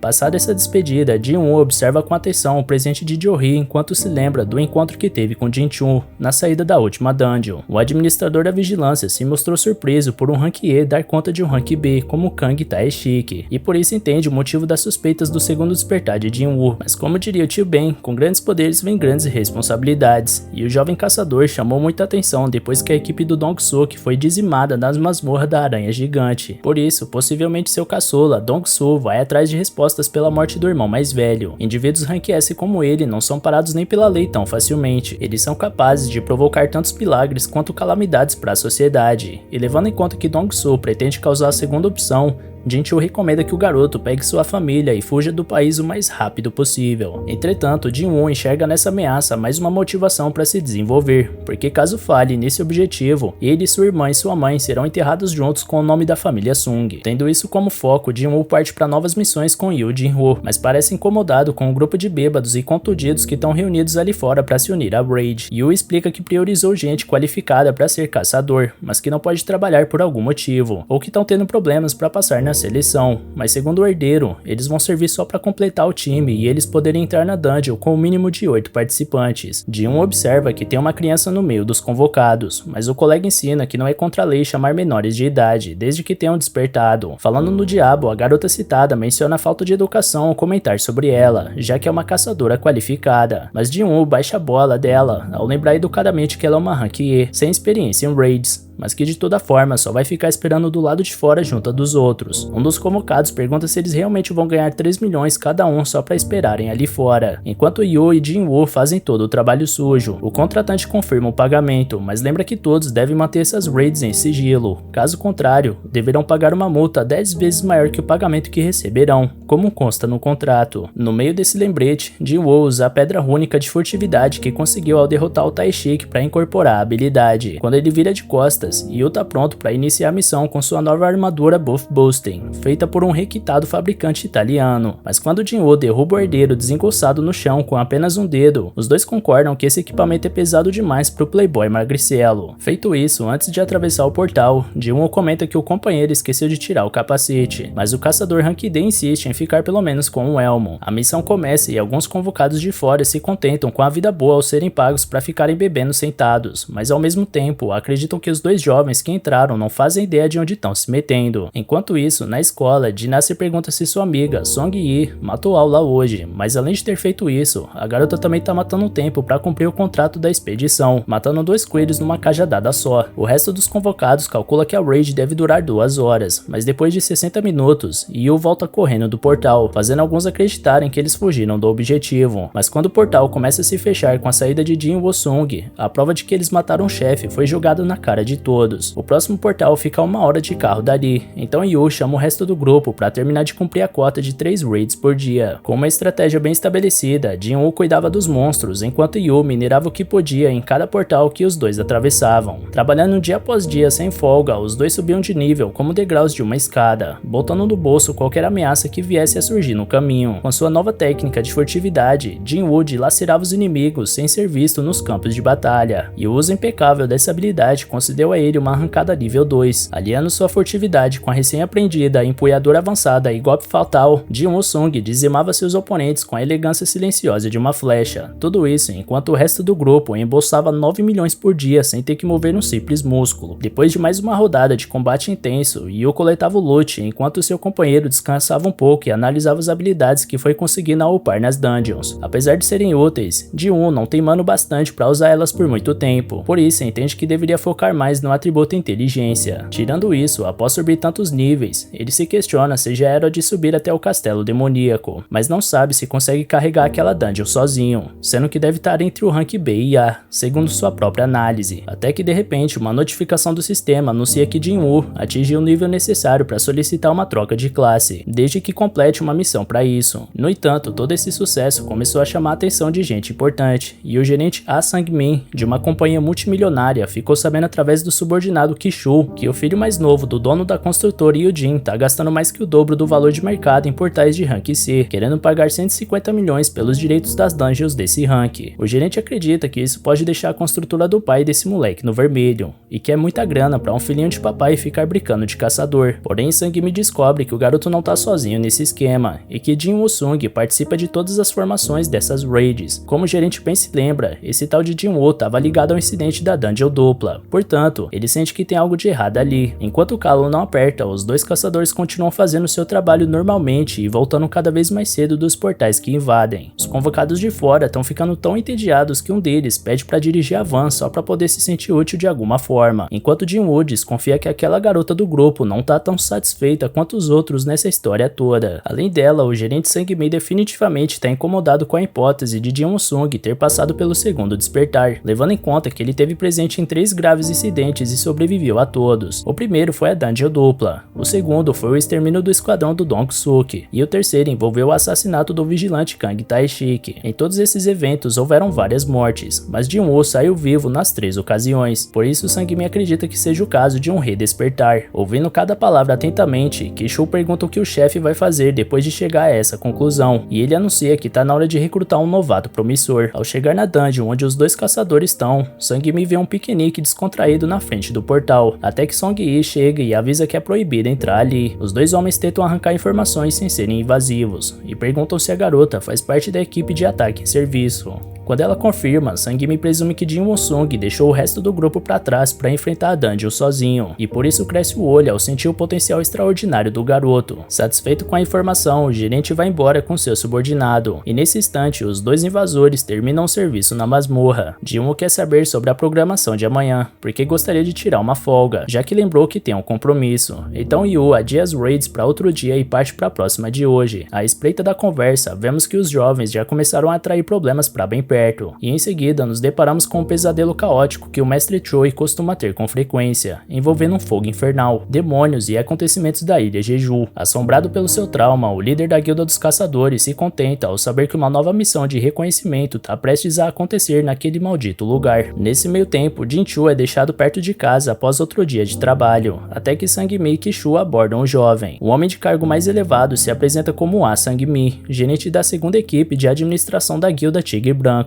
e pede um minuto para conversar com Jin-woo. Indo direto ao ponto, ele deseja contratar o promissor caçador pelo dobro que a construtora Yoji está pagando, e caso ele tenha mais exigências, o gerente se compromete a correr atrás. Sang-mi está convicto de que um rapaz tão jovem vai aceitar uma proposta desse cacife, mas ao invés de mostrar empolgação, Jin-woo pergunta quanto vale o prédio da guilda do homem. Sem entender direito, o gerente calcula que deve girar em torno de 50 bilhões, então o caçador despreza a oferta, porque mostrando os documentos que comprovam a proposta da construtora Yoji, ele mostra que foi oferecido a ele um prédio com um valor de mercado de 50 bilhões, e como a Tigre Branco se comprometeu a pagar o dobro, Jin-woo entende que pelo menos a sede da guilda Tigre Branco deve ser passada para o nome dele. O gerente fica sem resposta, porque nem tem autoridade para oferecer um negócio dessa magnitude. Então Jin-woo se levanta e deixa claro que sabe que está sendo espionado. Como um corte surgiu de repente no rosto do homem, a Sang-mi entende o motivo da oferta da construtora, porque um redespertado com técnica de furtividade vale ouro. Então o gerente justifica pro agressor invisível que o mercado de dungeons está muito escasso, e pesquisando quem comprou tantos portais Rank C, ele chegou até o nome de Jin-woo. Dito isso, como só ele e seus subordinados sabem disso, Jin-woo pede para eles manterem isso em segredo, caso contrário, serão os primeiros na lista de suspeitos. Como Sang-mi concorda, o jovem promissor volta a se sentar e lamenta ter monopolizado os portais Rank C, mas avisa que precisa continuar fazendo isso por mais algum tempo. Entretanto, ele oferece 3 portais por 300 milhões cada. Caso contrário, a Tigre Branco vai ficar um bom tempo sem treinar seus caçadores desse rank. Indignado, Sang-mi menciona que as pedras de mana e de essência de cada portal valem 200 milhões no máximo, mas antes de pedir pro Jin-woo baixar o valor, o próprio caçador aceita vender os 3 portais por 600 milhões no total. Após fechar negócio, Jin-woo quer o dinheiro depositado até o fim do dia, e depois pede pro gerente fechar os olhos e abrir a boca para receber um presente. Então ele despeja um líquido vermelho que cura a ferida no rosto do homem, e lembra ele que deve manter a boca fechada. Quando o caçador vai embora, Ki-shu pergunta se rolou o contrato, e Sang-mi responde que com certeza aquele jovem vale muito mais do que eles pensavam. No dia seguinte, o protagonista ouve uma mensagem de Yu confirmando que os 600 milhões caíram na conta, e quando o companheiro pergunta como ele conseguiu vender os portais a esse valor superfaturado, Jin-woo responde que é segredo de negócio. Nesse meio tempo, Sang-mi descobre que o garoto passou a perna nele, porque existiam outros portais Rank C sendo vendidos em torno de 70 milhões, dentro da jurisdição da guilda do Tigre Branco, e na mesma hora Jin-woo manda uma mensagem dizendo que agora os dois estão quites, e por isso ele vai esquecer que estava sendo espionado. Com isso, o gerente reconhece que tá 1-0 pro caçador,